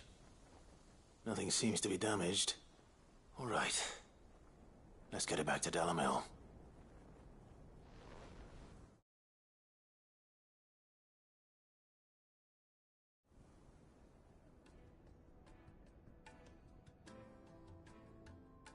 I hear I have you to thank for the return of my effects. What shall I call you, my good man? Wyvern. Glad to make your acquaintance. A formidable name indeed. Well, Wyvern, I appear to be in your debt. Redeem here tells me you wished for an audience. Is that all? A few moments of your time should suffice, yes. You're a peculiar fellow, Wyvern. All right, speak. Master Wyvern was wondering if you could tell him about a certain single-edged sword you recently acquired. Oh, a true work of art, that one. Karen drove me hard on the price, but I would have sold her Radim here to get my hands on that sword. It was made in the Outer Isles, far beyond the Twins, and is used exclusively by the practitioners of a unique school of swordsmanship. They believe no combat should ever exceed a single strike, and hone their blades to such perfection that none ever does. Each sword is made for that one perfect stroke, and for that stroke only. They crack upon a second blow. There's a brutal sort of beauty to it, really. But how do they hone such an edge? Fine question. Why, they use a whetstone, of course. Whetstones, rather. A whole array of them, ranging from the coarse to the fine. 10,000 licks with the sharpening stone, then 10,000 more. But it is the final stone which lends the blade its legendary sharpness. A mineral quite foreign to this great realm of ours. And that is the key. The secret ingredient. Wyvern, it occurs to me that my little lecture is hardly equal to services rendered. Take this, together with my regards.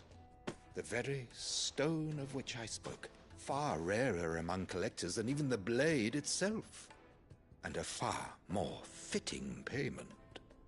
Thank you. Pardon the intrusion, my lordship.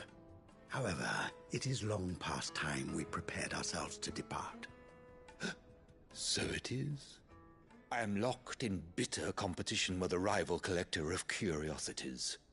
I am one step ahead of the unscrupulous scoundrel, but he is hard at my heels. And there are many other collectors out there. Too many to count, but only one do I consider my nemesis. Lord Byron Rosfield. And is a perennial thorn in my side. I can imagine. Farewell, Wyvern. May our paths cross again. Radim, we mustn't dawdle.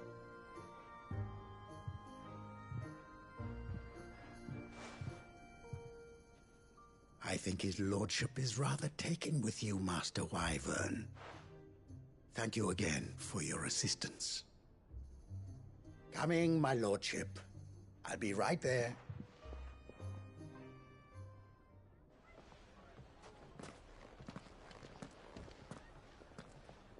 Trust Uncle Byron to find such an interesting rival. Now, let's see what Blackthorn makes of this whetstone, shall we?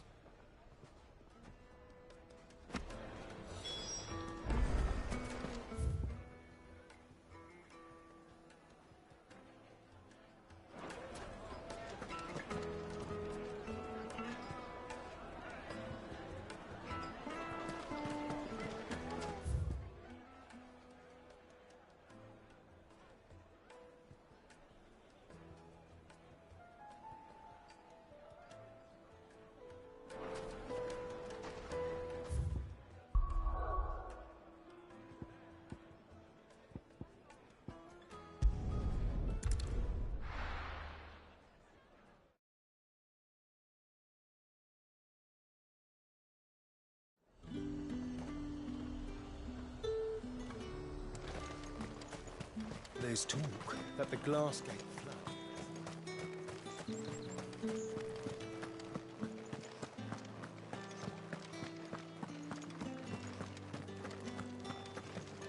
Did you hear? The gates to heaven. I want to see you again. What am I going to do without sweet water and oil of talc?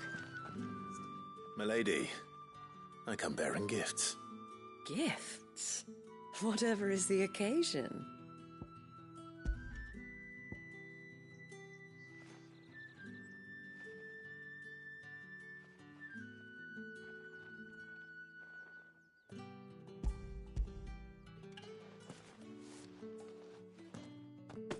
Oh my.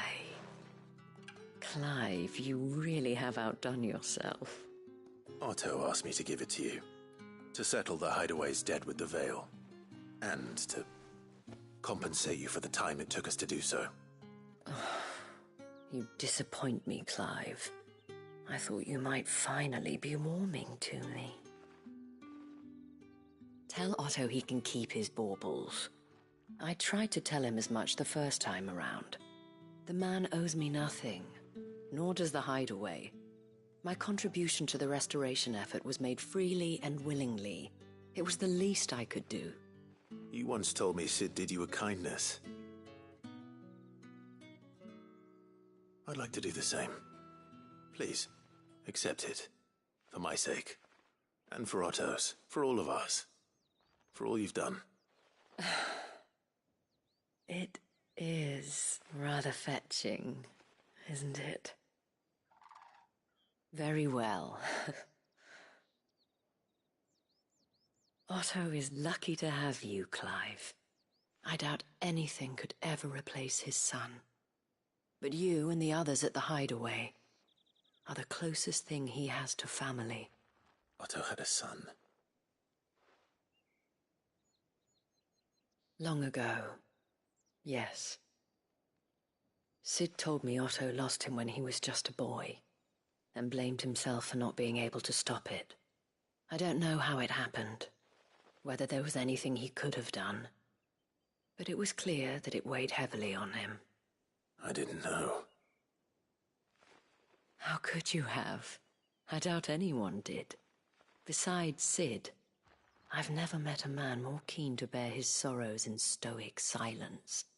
An ill habit, given that both have always been surrounded by friends desperate to help them. I'm beginning to see that.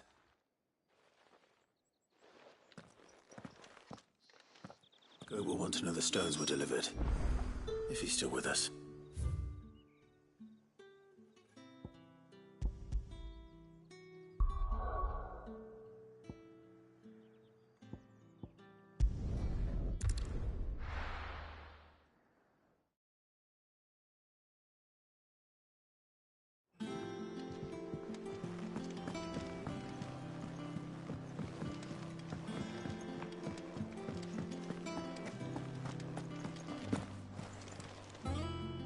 I noticed you and Torgal had gone off somewhere. Take him for a walk, did you? You could say that.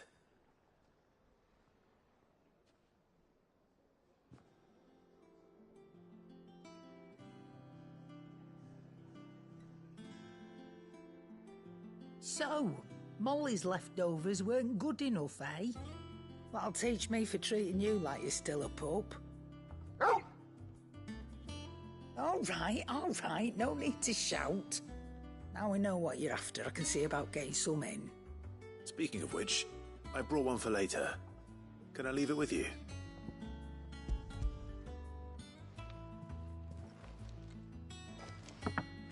You can, aye. I'm nice like that. In return, you can thank Tomes for me. The bloody know-it-all. I was just on my way to see him.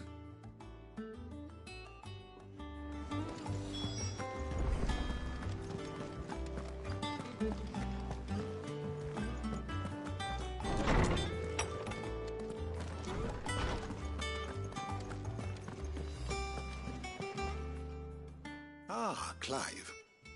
Were you able to locate your quarry? We were indeed, Lawsman. You pointed us in exactly the right direction. And Torgal's been a very happy hound ever since. Very good, very good.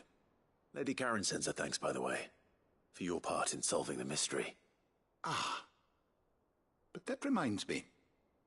After your last visit, I found myself pondering Torgal's talents. Do you recall our conversation concerning Lady Jill's role in Torgal's transformation? About how she somehow woke the power within him. Precisely that. A reasonable conclusion, I thought. But one which raised certain questions in my mind. You see, the Fenrir of legend served Shiva and Shiva alone.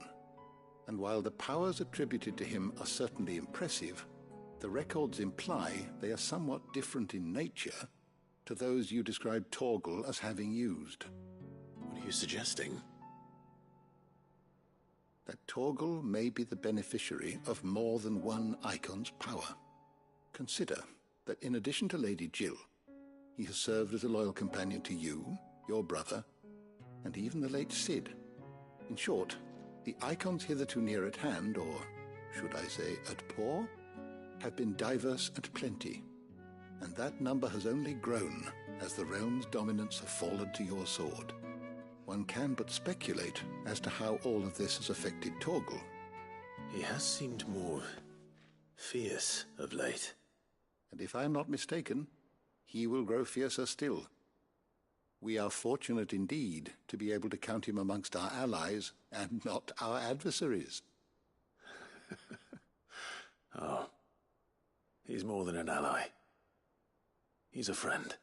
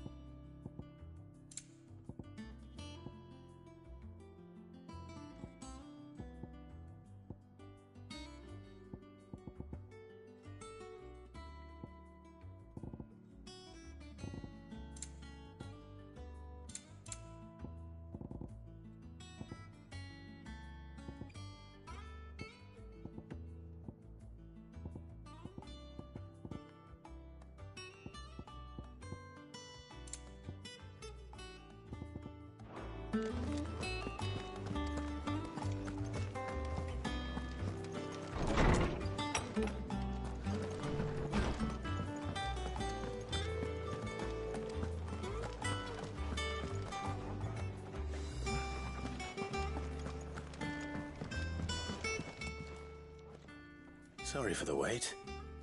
But hopefully you'll agree it was worth it. You learned something about that sword, then? I did better than that.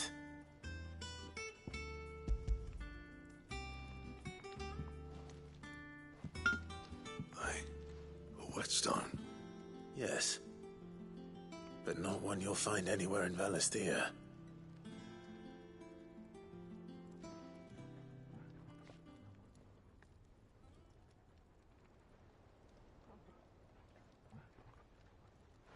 No wonder I couldn't get the same finish on the grinding wheel.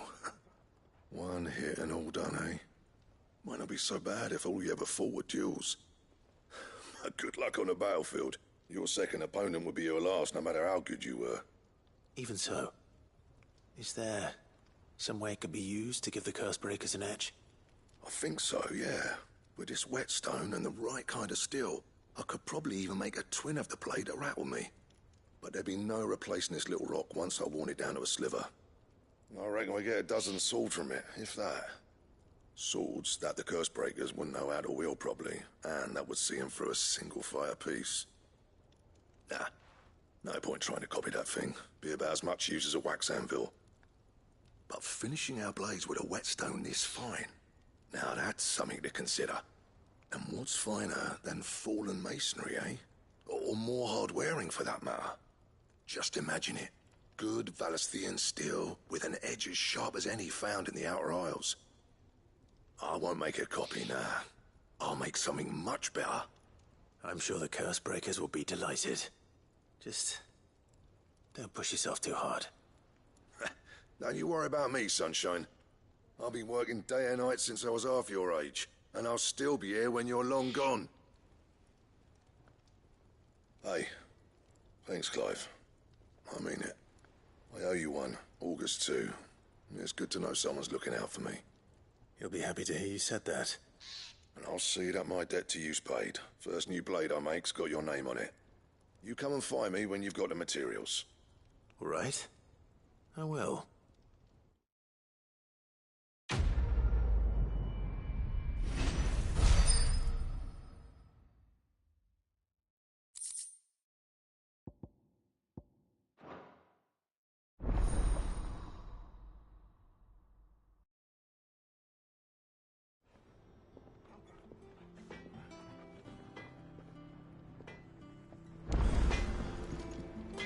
Back, are ya?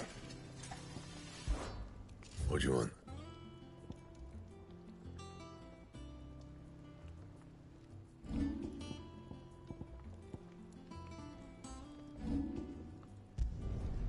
Should last you a good while.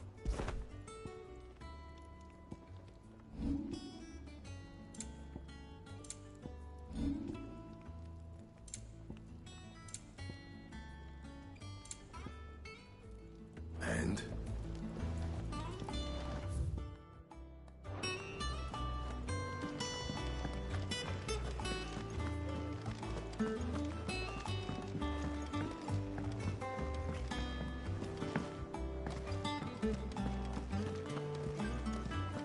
Is that the thing Tomes helped do? Mid told me she was building a ship.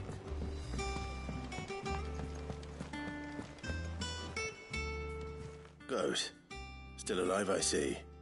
So Lady Karen accepted the ruby.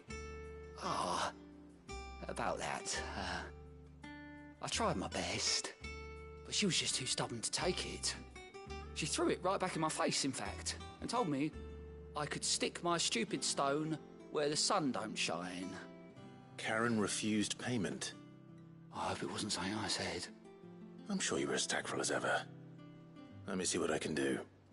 Oh, wonderful. I hope you have better luck than I did.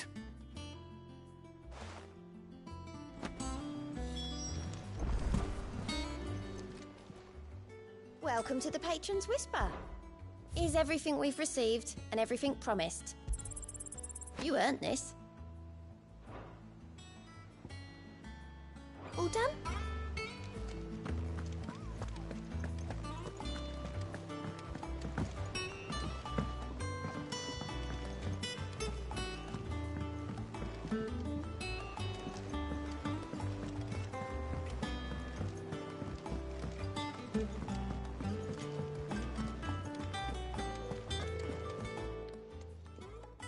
Lady Karen, Goad tells me you weren't happy with our offer. Would you prefer the debt was repaid in coin? What debt? I don't recall lending any of you lot me hard-earned gil. I may have tossed a talent or two in the Hideaway's coffers, but those were donations, and you can hardly call it charity if you go asking for it back. Of course not. But one good turn deserves another. And our circumstances have changed. Surely you wouldn't shun the gratitude of a pauper who happened to have become a prince. Oh, so you're a prince now, are you? Fine. But I'm selling it and taking what I'm owed, then you're getting the rest whether you like it or not.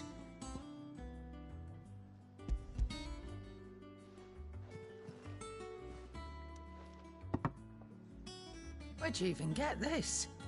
A decent trader might nab 1,000 talents for a star ruby. A canny one, meanwhile, might claim it were nicked from the belt of Sid the Outlaw himself and ask twice as much. Might be I already have a buyer in mind. Might be you even know her. A fine continental maid whose beauty's only eclipsed by a guile in commerce. You wouldn't mind, would you? Not at all. Just be sure to tell her that it's always a pleasure doing business.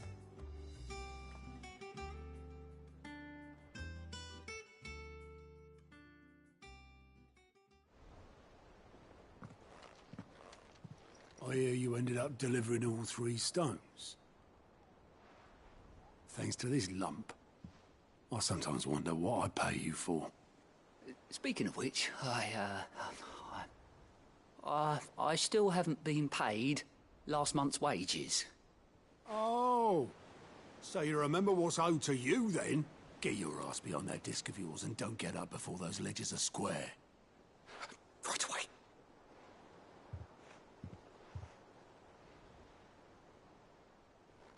I've seen that before. You have, yeah. Plenty of times. It was the only goblet Sid ever used.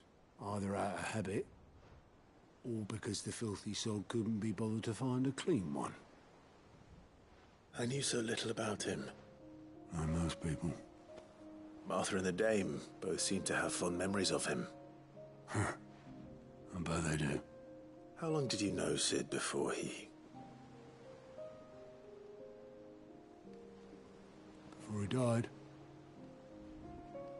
20 summers, give or take.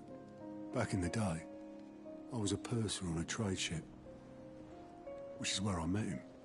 He bought passage to... I forget where.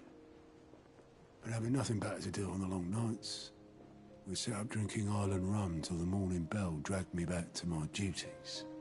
Quit my post not long after that. On account of making a fine maiden's belly fat. But me and Sid stayed close, promising we'd one day sail the seas again. That was before fate stepped in and said she was having none of it. The magic woke inside my son soon after his first name day, and there was no hiding his knack.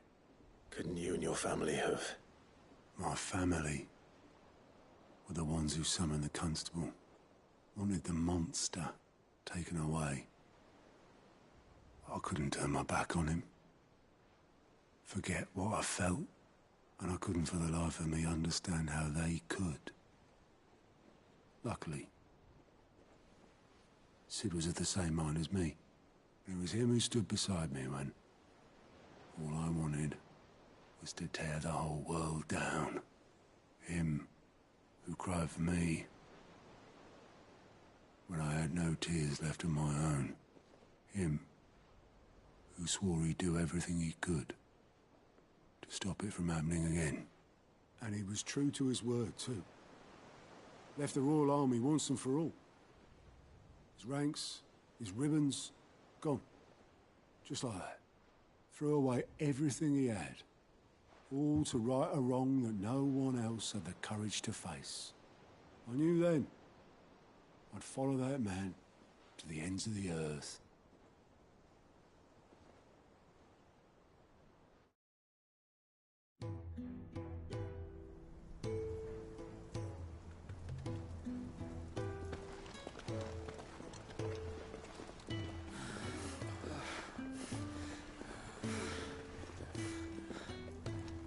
was always too clever for his own good, was Sid.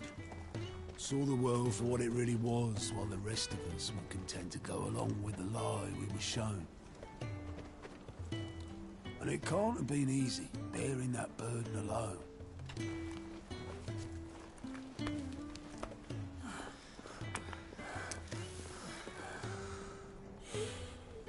But he didn't let it stop him. He never lost faith in what he believed was right.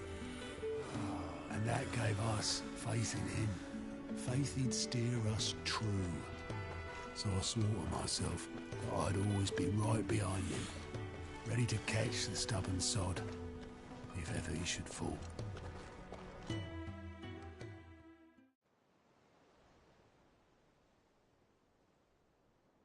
But I couldn't even do that.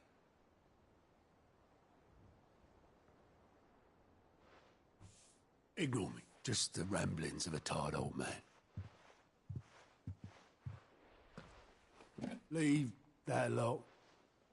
I'll tidy it up in a bit.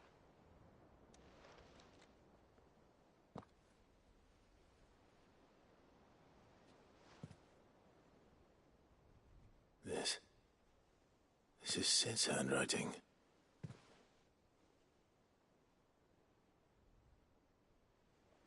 Dear Otto. I may be drunk, but I wanted you to know this place would be fucked without you. Love you, you grumpy old sod.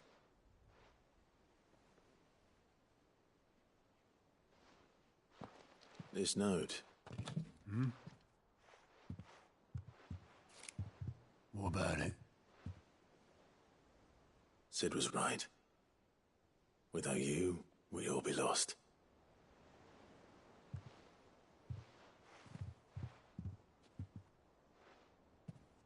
He should have bloody well said so then.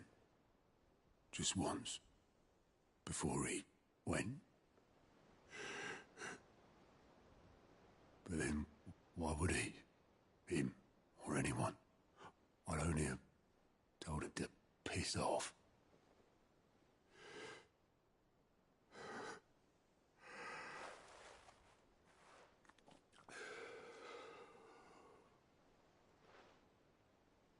You're wrong, though. Both of you. It was never just me keeping the hideaway afloat. It was all of us. I just shoved people in the right direction, and I barely seem to be able to do that anymore.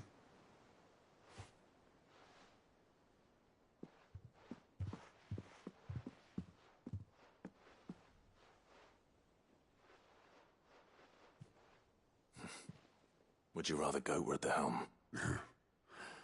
Well, maybe I've got a few more years left in me. I'm going to hold you to that, Otto. Before you go, Sid would have wanted you to have this. But that's... This'll do me just fine.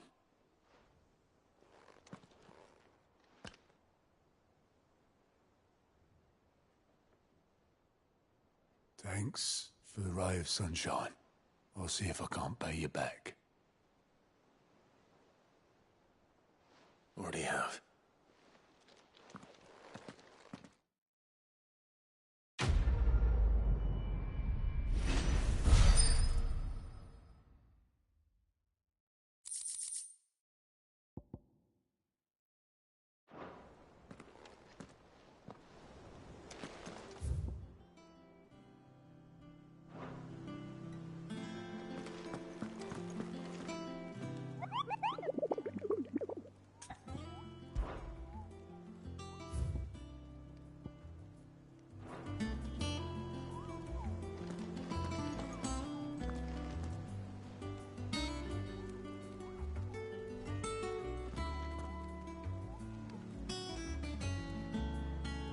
All right, Clive.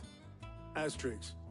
We'd finished sending half the hideaway traipsing across the Twins, has she? I swear. That girl'd do anything to put off visiting her old dad's grave. No excuses now, though, eh? Not quite. She said there was one final thing she had to take care of. I'm sure she'll be finished soon enough. She said that? In those words? She did, yes. Clive? Were you born yesterday or something? There is no thing. She'll probably be halfway to Canva by now. Mid. I might still be able to catch her.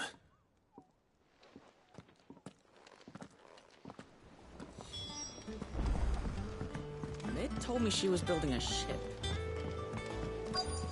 Is that the thing Tomes held? Obelith, have you seen Mid? Yep. In a boat, going that way. Then I'm too late. You in a hurry at all, are you? I offered to take her across, but she wouldn't wait. Just paid for a dinghy and rowed off. Oars going like the clappers. Got some life in her, ain't she? But anyway, I was on my way up to see you, as it happens. Got a letter for you. Urgent, by the sound of it. One of your uncle's men said I was to hand it to you in person, post-bleeding haste. And you're here now. Thank you, Obelith. Don't mention it. What tidings, Uncle?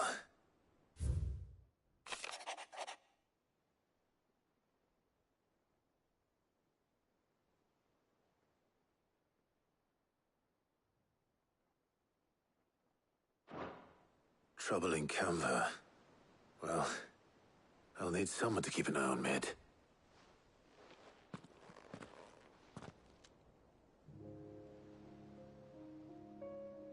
So what? Mid got us to do all the dirty work and then just sailed off into the sunset? It, seems that way. Well, nothing we can do about it now. But next time you plan on visiting Sid, you might want to tie her to something before you suggest it. Ah, don't be so hard on her. Got to admit, the dirty work was kind of fun. Everyone pitching in, all that bollocks. Just like when we built this place. You're right. Anyway, we all set to head to the old hideaway. I could do with getting to Canva pretty sharpish. Wouldn't do to keep Lord Rosfield of the Seven High Houses waiting now, would it? Not after he asked for me personally. Gav will be leaving with me. Will you mind the place while we're gone? You can count on me. Just be sure to give Sid and the others my regards. All right. Oh, by the way, Jill will be joining us too. She's got some things to take care of, but she'll meet us there. I hope she's telling the truth at least.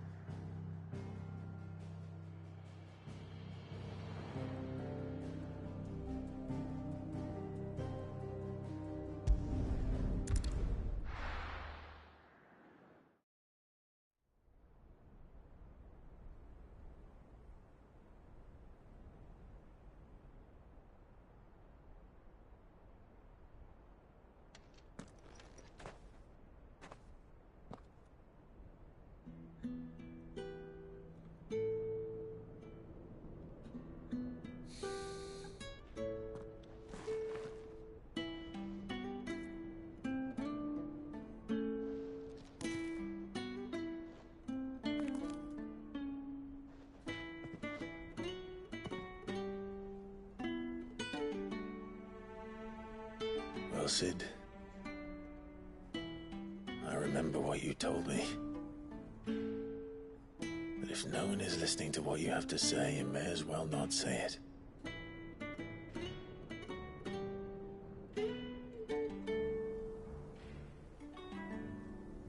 But I will say this, old friend. Hugo Cooker is gone. His shadow looms over us no longer. It's a pity the Phoenix can't be in two places at once. If he'd have been with us, maybe he could have done something for the lost.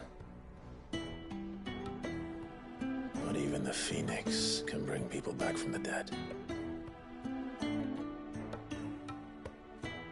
Life has a beginning and an end. So we must live while we have the chance. And not as slaves to the crystals, but as free men. May we join you?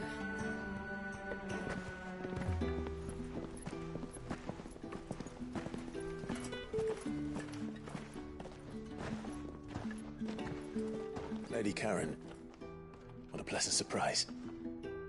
I thought I'd drop by and see how you were all doing before heading off to restock my supplies.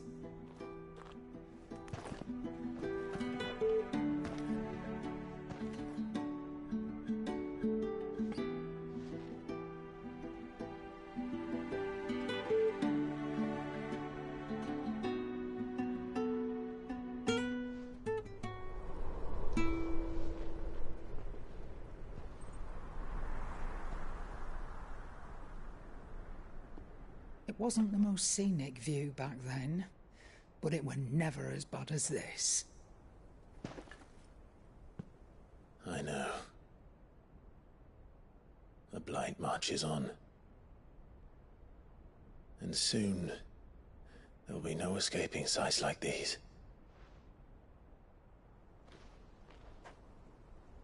So our mission remains unchanged. We cannot stop until every Mother Crystal is gone, and their thirst for ether with them. The only one that remains in Storm is Drake's tail in the Crystalline Dominion. Our next target. We're going to Twinside. It's the capital of the Empire these days. I wouldn't like to think how tightly guarded they've got the place. Not that that'll stop you. But we do well to scout it out before you go charging in. We would indeed. If you're off to the Dominion, you can take this great lump with you. Goods. Oh, I am sorry. Have you forgotten you're the most wanted man in the Twins? I thought you might like to disguise yourselves as the attendants of a travelling trader, assuming you've no better ideas. You wanted to buy yourself some tools, didn't you? Well, now's your chance. You're letting me go with them? Oh, thanks, Nan. Stop that! You'll break me bones, you great galoot.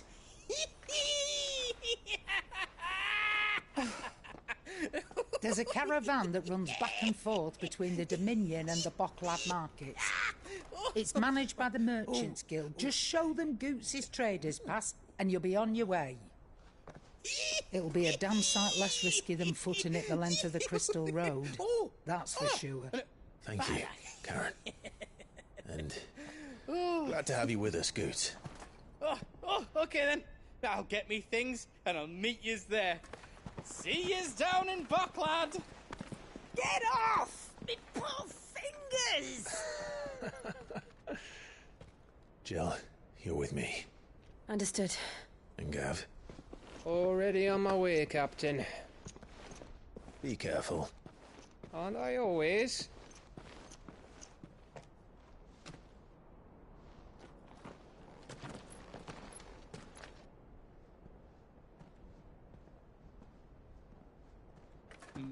Do you see that, Sid? Your protégé's making a proper little outlaw of himself.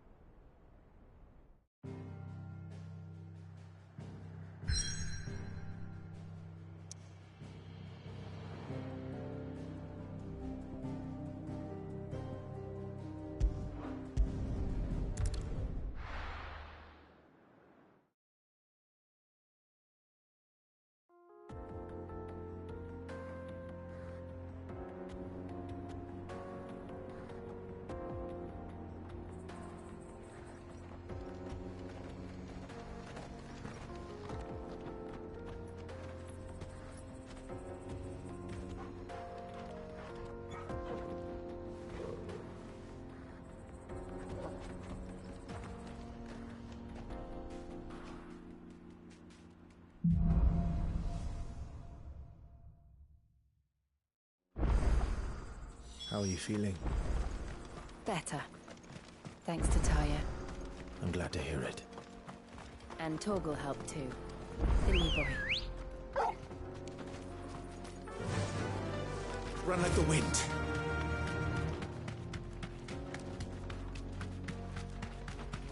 This used to be a trade route for merchants crossing the Scars, till the Republic laid a new road wide enough to let wagons pass, and all official traffic moved there. Leaving this one for those living outside the law. Indeed. I doubt we'll be the only outlaws on the trail today.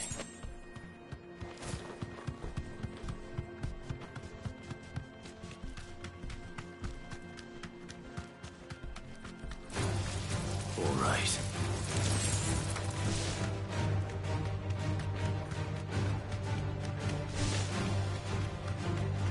So what do you think? That we'd be lucky to make it out alive. Really? It's as bad as that? Oh, aye. There's trouble up ahead. And too much of it for us to handle. I take it there's danger on the road. Oh, what about this fearsome-looking fellow? You think he'd be equal to the task? Well, no doubt. Assuming he's willing to hear us out. Well met, friend. My brother and I have been tasked with finding a merchant's missing cart. You seen it by any chance? How does a merchant misplace his cart? Oh, the man's a coward.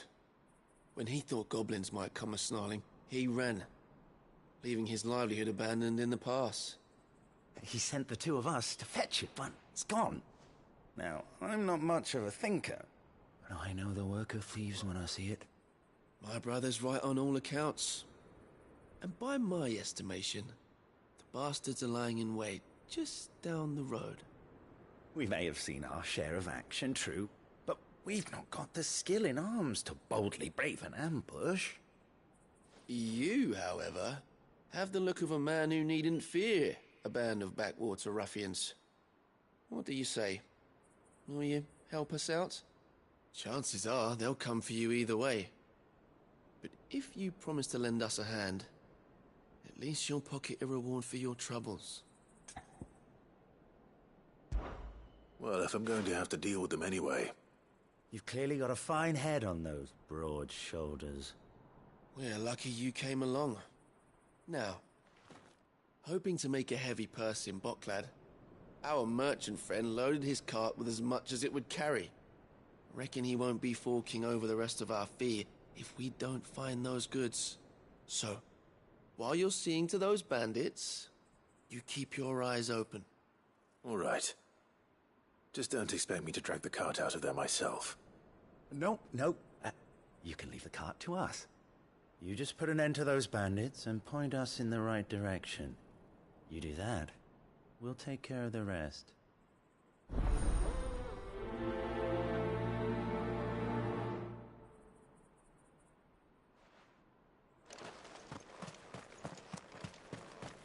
I'm not sure I trust those two. But if there are bandits lying in wait, I should probably take care. Look lively, you lot. We got guests.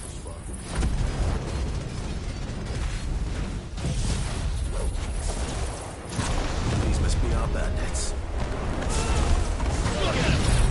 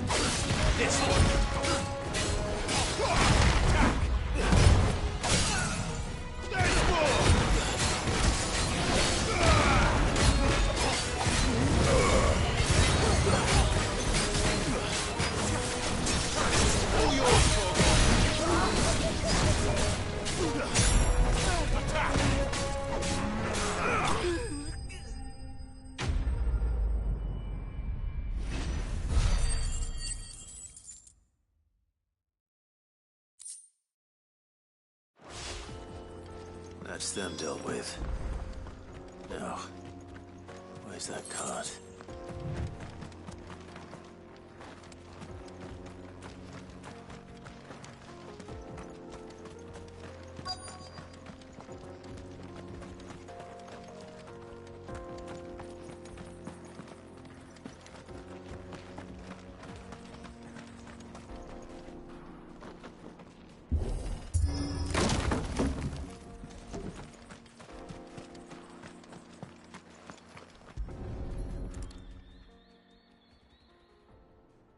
Getting all of this out of here will be a nightmare.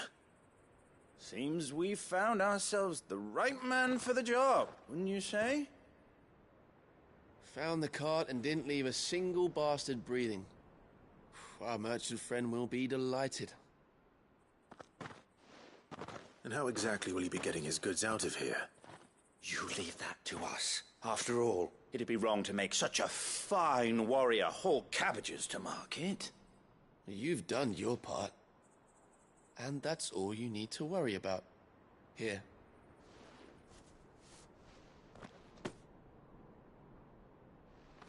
It's been a pleasure. Now piss off. There's no need to be so rude, brother. What if we want his help again next time?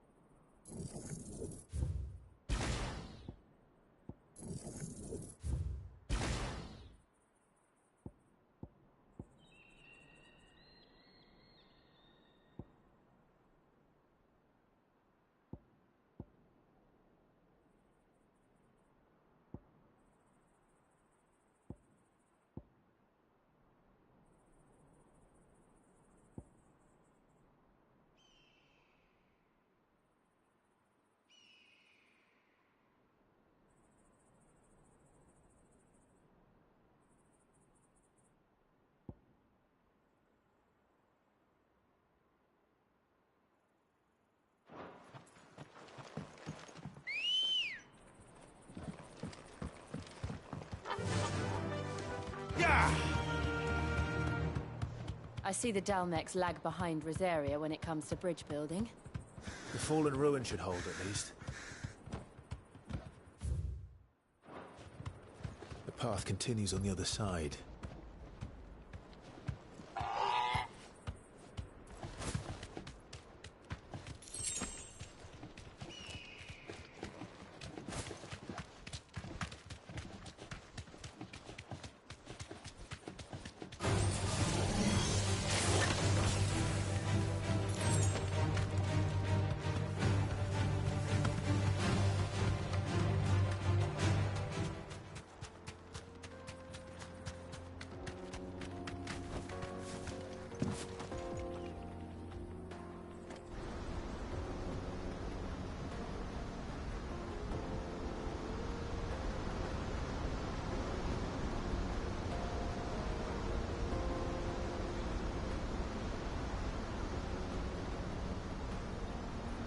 So this is Zemeckis.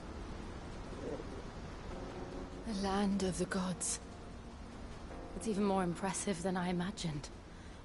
I remember being captivated by the story as a child. Long, long ago, man was overcome by avarice and challenged the gods in a bid to win their power. The final battle took place here, at these falls. Or so the legend goes. If anyone ever manages to plumb those depths, perhaps we'll learn if there's any truth to the tale. That the gods emerged victorious and punished man for his defiance by visiting upon him 2 curses. Dominance and bearers. To tell the truth, I always thought it strange that the dominant and their icons were deemed a curse. Back home, the dominant inherited the throne. They were admired and exalted, not spurned. Whenever I got to that part of the story, I always assumed there must be something I'd misunderstood. You had a lot of storybooks, didn't you? In your room, I mean. When we were young. The old legends were always my favorites. Epic battles between gods and men. Father encouraged me to read as much as I could. He thought it good for my education. You really were a boy like any other, weren't you?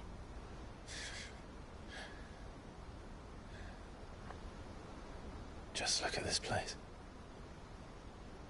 It's enough to make you believe the legends are true.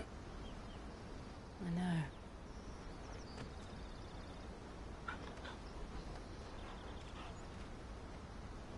We're not far from Boklad. The road will be busier up ahead. Then we'll have to keep our wits about us.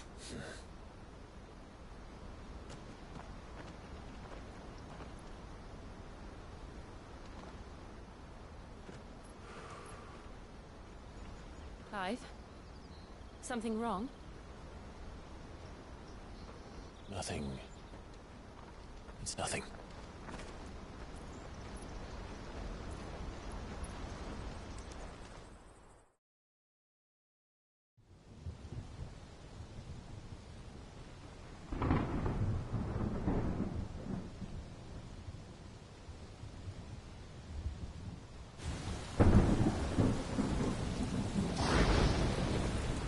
I see the reports are true, Father.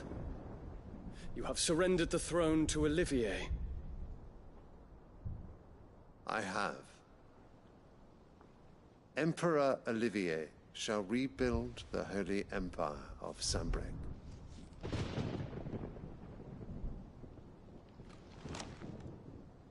How is he to rule an empire?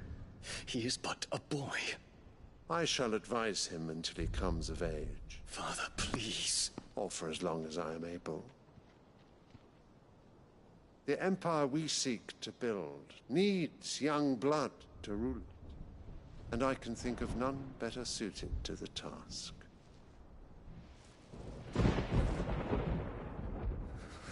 There is other news, Dion. Hugo Kupka is dead, and Drake's Fang destroyed. The pillars of the Republic have fallen. Ere long, the Imperial banner shall fly over every city in Storm. And then, Valisthea. All shall bow before their Emperor. Father, these are the words of a tyrant. They are the words of a god. The Emperor whom I gladly serve. Great Greeker, made flesh.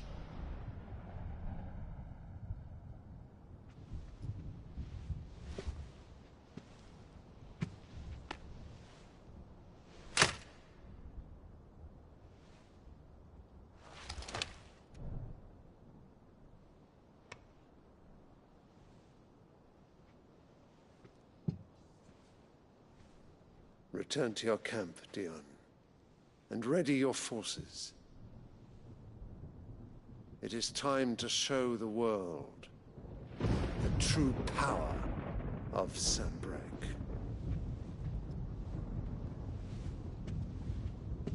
Father. I find you much changed. Is this truly the path you wish to tread? Or are these the ambitions of another? Of Ultima, perhaps? What nonsense is this? I speak my mind, and my mind only. Though I do owe Annabella thanks for reminding me of certain truths regarding the nature of nations, of rulers, and of the divine. You would trust the words of this traitress? She betrayed her country. She slew her husband. You have ever been an invaluable servant to Sanbreque, Prince Dion. I trust you will continue to serve your Emperor in the wars to come. The canker! Silence! Insolent wretch! You will bend the knee. All else is heresy. Sire, forgive me. This audience is over. Come, your Radiance. The Rowena Syndicate awaits your pleasure. Oh, not another meeting with silly old men. They're so boring. I'm hungry, Father. Can't we have luncheon instead?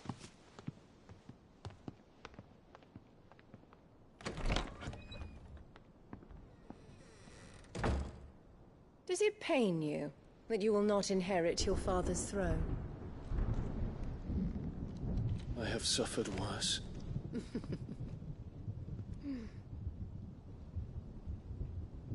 Count your blessings, Dion. For a base-born child to be chosen by Bahamut is miracle enough. You have risen high on his wings, but you shall rise no higher, lest your impure blood stain the throne. What do you know of my blood?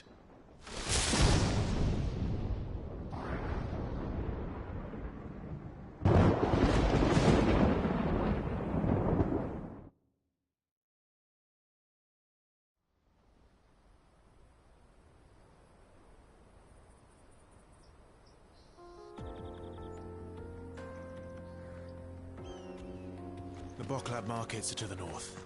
We just need to hug the coast.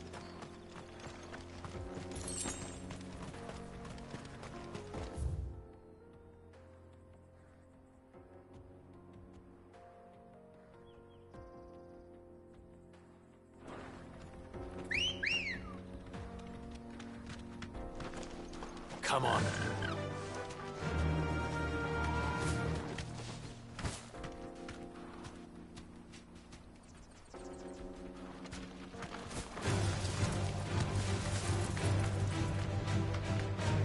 Infiltrating the Dominion won't be easy with the Imperials on high alert.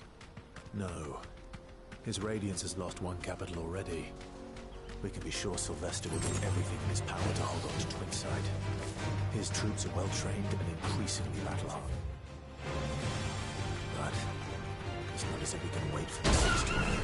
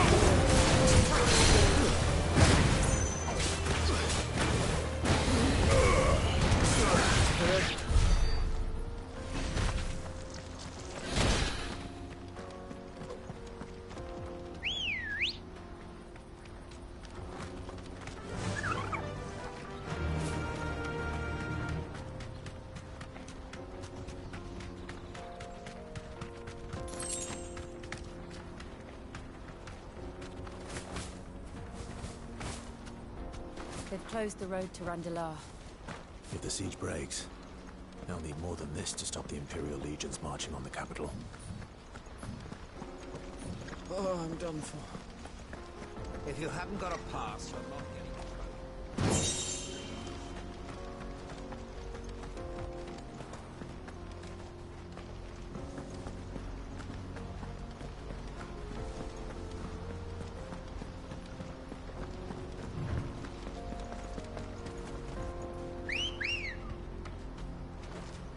Come on. Yeah!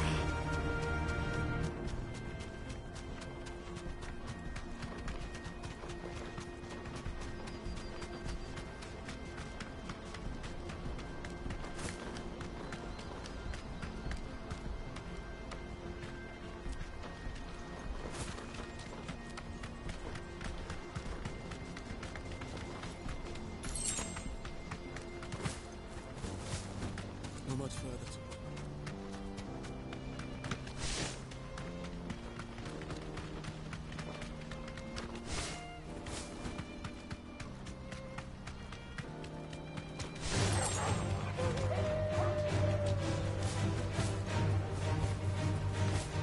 Refugees.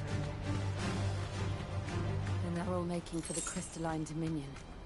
Because they don't know how to live without the crystal's blessing.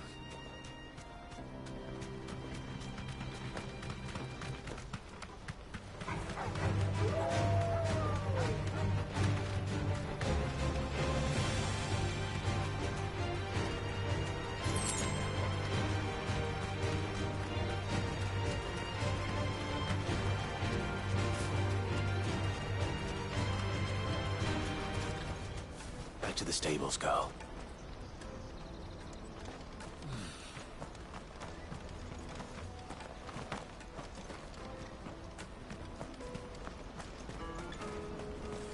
There are no crystals here.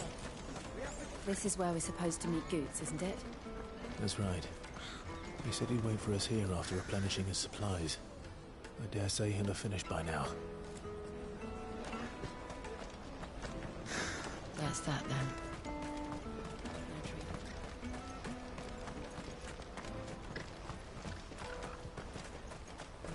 Hurry, man. I must leave for the Dominion post haste. I am hurrying, my lord. Bloody cruising caravans, scooping up all the best cousins.